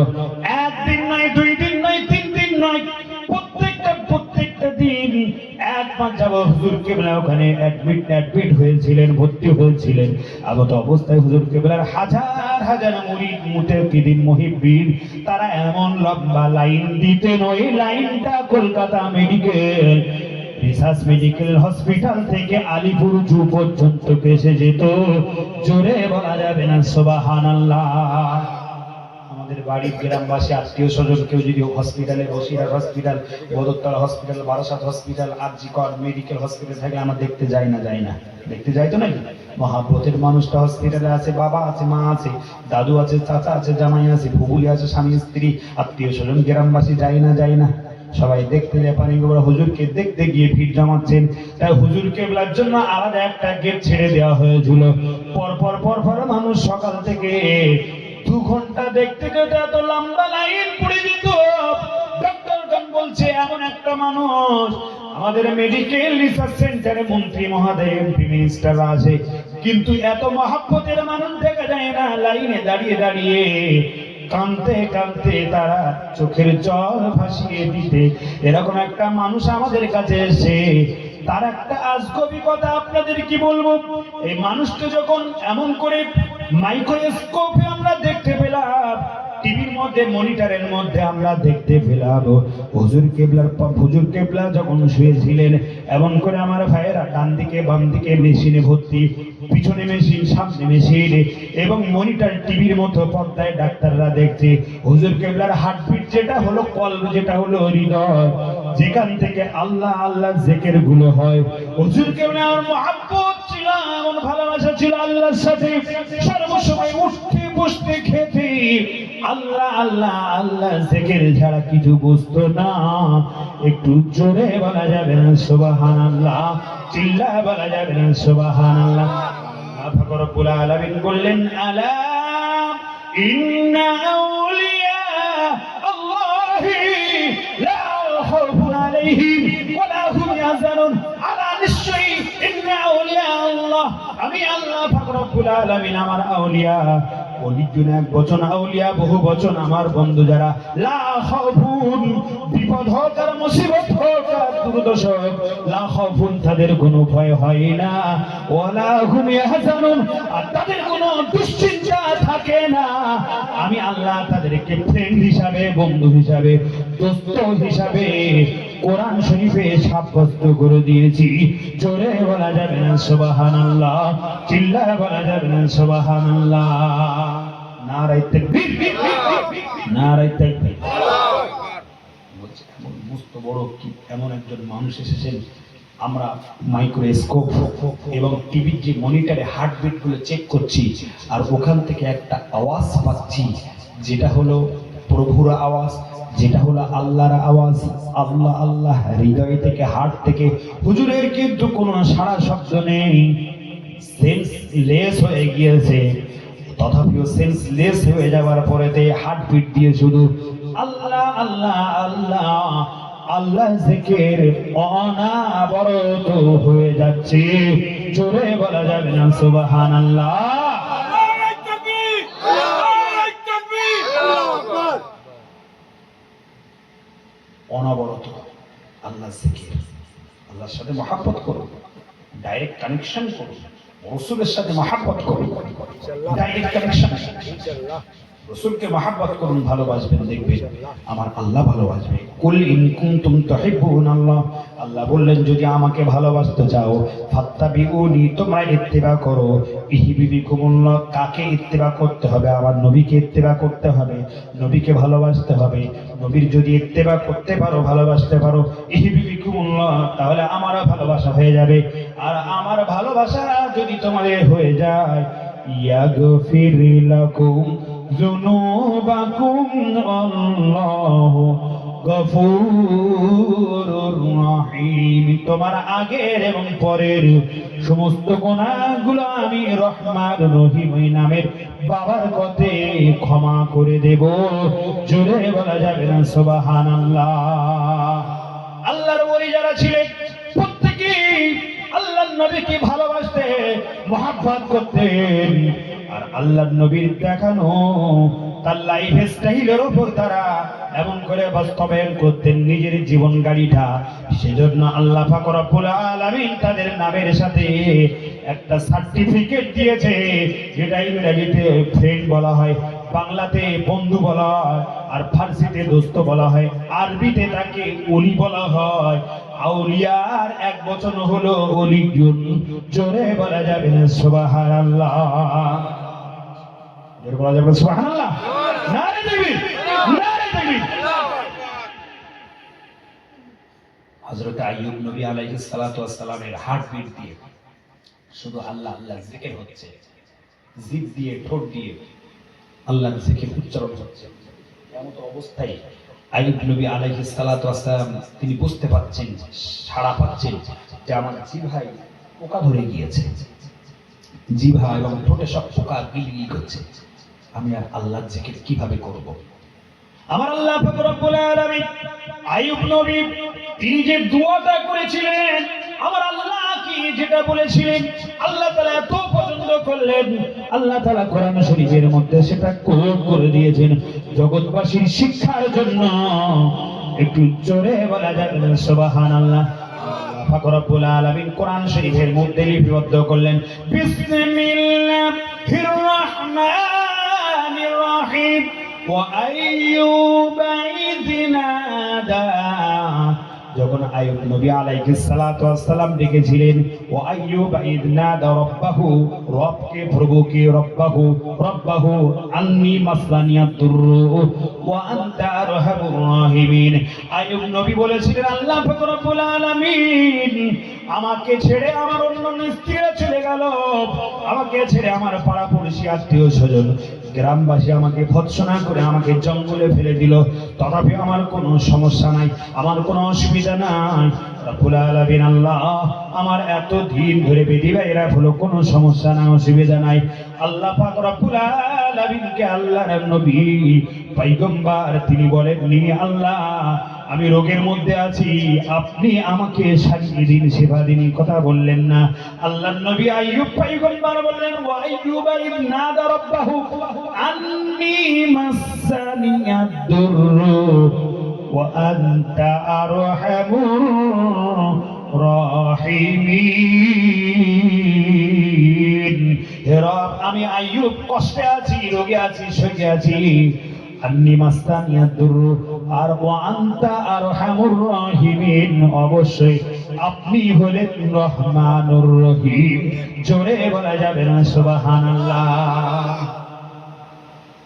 আইয়ুব দেখলেন কি সুন্দর আল্লাহর কাছে চাইলেন, বলেননি যে আল্লাহ আমার এই সমস্যার সমাধান করে দিন, আমি রোগী আছি, আমার রোগকে সাফা করলি, বাড়ি নাইট করে দিন। শয়তান ইবলিস কিন্তু চ্যালেঞ্জ করেছিল যে আইয়ুব নবী, মনে আছে আপনাদের, যে আইয়ুব নবীর স্বাচ্ছন্দ্য আছে, আইয়ুব নবীর টাকা পয়সা অর্থবিত্ত আছে, সেজন্য আপনাকে ডাকছে। আল্লাহ, আইয়ুব নবীর কাছ থেকে আপনি সম্পদ কেড়ে নিন, ওকে দরিদ্র বানিয়ে দিন, ওকে ফকির বানিয়ে দিন, ওকে নিঃস্ব বানিয়ে দিন, আপনি ওকে রোগ ব্যাধিগ্রস্ত করে দিন। ও দেখবেন আপনার ডাক ছেড়ে দেবে, আপনার ইবাদত ছেড়ে দেবে, আপনার বান্দিগি ছেড়ে দেবে। আল্লাহ বলল, দেখা পরীক্ষা করা যাক, ওয়েট এন্ড সি। এ মিস্টার ইবলিস, একটু দেখতে থাক পয়গম্বর আইয়ুবের যে ঈমান আছে, ঈমান আসমানের নিচে জমিনের উপরে। এই শয়তান ইবলিস আমার পয়গম্বরদের থাকে, জোরে বলুন সুবহানাল্লাহ। দেখতে থাকে। হযরত আইয়ুব নবী আলাইহিস সালাতু ওয়াস সালাম বলেছিলেন, আন্নী মাসলানিয়াদ দুররু, আমি আইয়ুব নবী কষ্টে আছি, আমি আইয়ুব নবী রোগে আছি। ওয়া আনতা আরহামুর রাহিমিন, আর আপনি হলেন রহমানুর রহিম। জোরে বলা যাবে না সুবহানাল্লাহ। আমার ভাইয়েরা, যদি কোনো অন্ধ ব্যক্তি যদি এসে বলে আমি অন্ধ তাই আমি টাকা পয়সা আমার কিছু আমি কাজবাজ করতে পারি না, টাকা পয়সা কাজবাজ করতে না পারাতে আমার সংসার চালাতে হয়, আমার বিবি আছে, আমার সন্তান সন্ততি আছে, আমার এমন করে ছেলে মেয়ে আছে, তাদেরকে সংসার চালানোর জন্য কিছু টাকা পয়সা দাও। কিন্তু অন্ধ এসে ডাইরেক্ট চাচ্ছে। বা ঈদের দিন, সামনে ঈদের দিন আসবে না, ঈদের দিনে আমরা একটু আনন্দ ফুর্তি করি না? ঈদ মানে হলো আনন্দ, ঈদ মানে আনন্দ। তাই বলে ড্যান্স করলে হবে না, হাঙ্গামা করলে হবে না, যাত্রা থিয়েটার গান বাজনা দিয়ে আনন্দ করলে হবে না। এটার ব্যাখ্যা আলাদা আছে। ঈদ মানে হলো ঈদুল লিল আবরার ওয়া ঈদুল লিল ফুজ্জার। রমজানুল মুবারক মাসে এক মাস রোজা ছিলেন, এক মাস ইফতার করেছেন, সেহরি করেছেন, ইফতার করেছেন, ভালো কাজ করেছেন, তাদের হলো জন্য ঈদ হলো খুশি। আর যারা রোজা রাখেনি, ইফতার টাইম মতো করেনি, সেহরি করেনি, দান খয়রাত করেনি, খারাপ কাজ করে কাটিয়ে দিয়েছে, নামাজ কালাম পড়েনি, তাসবিহ তাহলিল কোরআন তেলাওয়াত করেনি, ওদের জন্য ঈদুল লিল ফুজ্জার, ওদের জন্য হলো ঈদ হলো অখুশি। কিন্তু যারাই রোজা করে না, তাদের ফাঁস কাতারে ঈদের দিনে দেখা যায়। আপনাদের এখানে এলাকায় আছে কিনা জানি না, গঙ্গাতে দেখবেন সারা বছর রোজা না করে ঈদের দিন আগে বলছে, এই দাঁড়াও সময় হয়ে গেছে 9টা বাজে, আর 1 মিনিট দেরি করা যাবে না। শুধু ঘড়ি দেখছে কখন ইমাম সাহেব উঠে খুতবা দেবে, তাই দেখবেন। ঈদুল লিল আবরার, ঈদ হলো একটা ঈদের দিন, খুশির দিন। আর ওই খুশির দিনে যদি ঈদগাহে এমন করে আমার ভাইয়েরা গেটের বাইরে একজন অন্ধ একটা থালা নিয়ে যদি দাঁড়িয়ে দাঁড়িয়ে বলে, ভাইয়েরা আজকের ঈদের দিন একটা আনন্দের দিন, আপনারা কত আনন্দ করছেন। ঈদের দিন আমি অন্ধ, আমি চোখে কিছু দেখতে পাই না। এটা বললে বেশি আপনাদের ভালো লাগবে না? দেখবেন তার থালা ভর্তি হয়ে যাবে। ঈদের দিন এত মানে আনন্দের দিন, আপনাদের চোখ আছে, ঈদের আনন্দ উপভোগ করছেন, আর আমি অন্ধ। আজকের ভাইয়ের আমি আজকের আনন্দ উপভোগ করতে পারছি না। হযরত আইয়ুব নবী ঠিক এরকম একটা সেন্সে মহান আল্লাহ সুবহানাহু ওয়া তাআলার কাছে বলেছিলেন, আন্নী মাসলানিয়াদ দুররু, আমি কষ্টে আছি, আমি রোগে আছি, ওয়া আনতা আরহামুর রাহিমিন, আর আপনি হলেন রহমানুর রহিম। আমার আল্লাহ পাক রব্বুল আলামিন বললেন, আইয়ুব গো, তোমার পা যেখানে আছে ওই পায়ে একটু তুমি আস্তে করে তোমার বিবিকে বলো তোমার পায়ের গোড়ালি দিয়ে একটু চেপে ধরতে, ওই গোড়ালি দিয়ে চেপে ধরতে। ইসমাঈল নবী আলাইহিস সালাতু ওয়াস সালামের পায়ের গোড়ালি থেকে যেমন জমজমের পানি উঠলে উঠেছিল, আইয়ুব নবীর ওই পা তলা দিয়ে এরকম পানি উঠবে। আর ওই পানি দিয়ে যদি আইয়ুব নবীকে গোসল করানো হয়, আর আইয়ুব নবীর স্ত্রী রহিমা, ওর মাথাটা ওর নেড়া, মাথাতে আর চুল ওঠে না, অনেক ঘটনা, ওটা আর বলছি না, ওটা উচ্চ থাকুক। ওই আইয়ুব নবীর মা, আইয়ুব নবীর স্ত্রীর মাথায় চুল উঠবে এবং আইয়ুব নবীর কুষ্ঠ রোগ গুলো সেরে যাবে, বেদি বেয়ারাম সেরে গিয়ে আগের চাইতে আরো ভালো স্বাচ্ছন্দ্য আল্লাহ আবার তৈরি করে দিয়ে একটা যুবক ব্যক্তিকে পরিণত করে দেবে। জোরে বলা যাবে না সুবহানাল্লাহ? জোরে বলা যাবে না সুবহানাল্লাহ? সবরে মিয়া ফলে, সবর কা সবর মিয়া ফলে। দেখবেন সবরের মিয়া ফলবে, একটু সবর করবে, আস্তে আস্তে সব পেয়ে যাবে। আইয়ুব নবী আলাইহিস সালাতু ওয়াস সালাম সবর করতে করতে আবার আগের পুনরায় জীবন ফিরে পেলেন, একটা যুবক ব্যক্তিতে তৈরি রূপান্তরিত হয়ে গেলেন। হযরত ইসমাঈল আলাইহিস সালাতু ওয়াস সালামের আম্মা জানের নাম হাজেরা। কি নাম বললাম? হাজেরা। হাজেরা ইসমাঈল নবীকে নিয়ে কোথায় গিয়েছিলেন? বনবাসে গিয়েছিলেন, বনবাসে। আর ইব্রাহিম নবী বয়স তখন 13 বছর। কত ধৈর্য ধরেছিলেন আমার বন্ধুরা। ইব্রাহিম নবী আলাইহিস সালাতু ওয়াস সালাম গিয়ে হাজেরাকে বলছে, হাজেরা তোমার সন্তানকে দাও, আমি তাকে কুরবানি করব। আল্লাহ পাক রব্বুল আলামিন কোরআন শরীফের মধ্যে কোট করে দিয়েছেন। কোরআন শরীফের মধ্যে বলে দিয়েছে, আল্লাহ পাক রব্বুল আলামিন বললেন, ইন্নী আরা ফিল মানামি আন্নী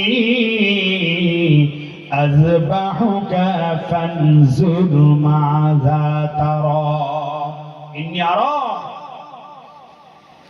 ইয়া বুনাইয়া, হে আমার বৎস, ইন্নী আরা, আমি দেখেছি, ফিল মানামি, রাতে, রাতের মধ্যে স্বপ্নে দেখেছি। ইন্নী আরা ফিল মানামি, রাতের মধ্যে আমি স্বপ্নে দেখেছি।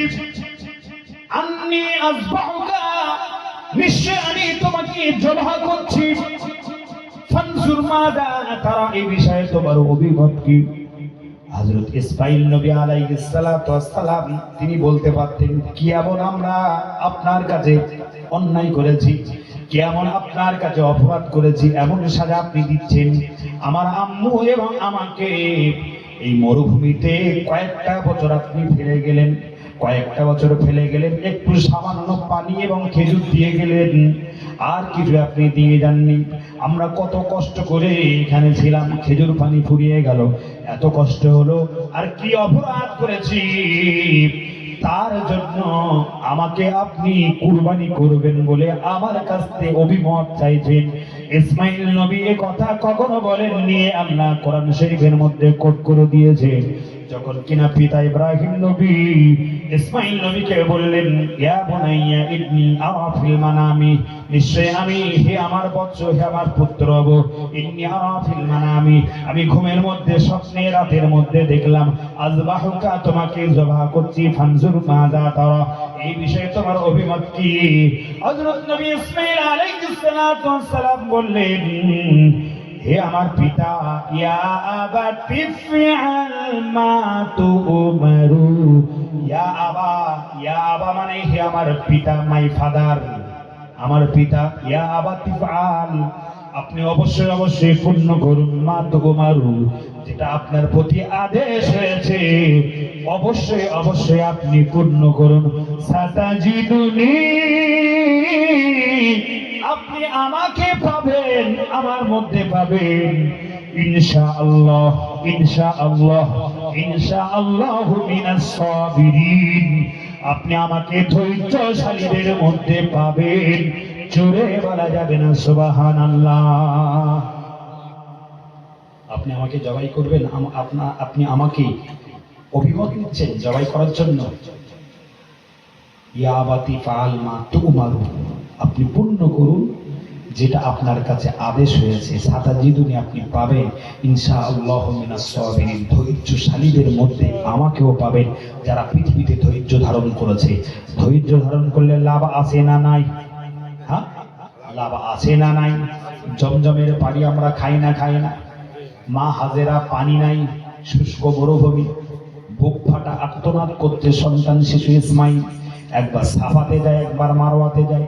আল্লাহ তাআলা পছন্দ করলেন সাফা মারওয়া, ইন্নাস সাফা ওয়াল মারওয়াতা মিন শাআইরিল্লাহ ফামান হাজ্জাল বাইতা বিইতামারা, পৃথিবীর বুকে যে হাজী এবং হুজ্জাজে কেরামরা উমরা করতে যাবে এবং হজ করতে যাবে, তাদের জন্য সাফা মারওয়া সাই করাকে আল্লাহ তাআলা ওয়াজিব ঘোষণা করে দিলেন। জোরে বলুন সুবহানাল্লাহ। নবী ইব্রাহিম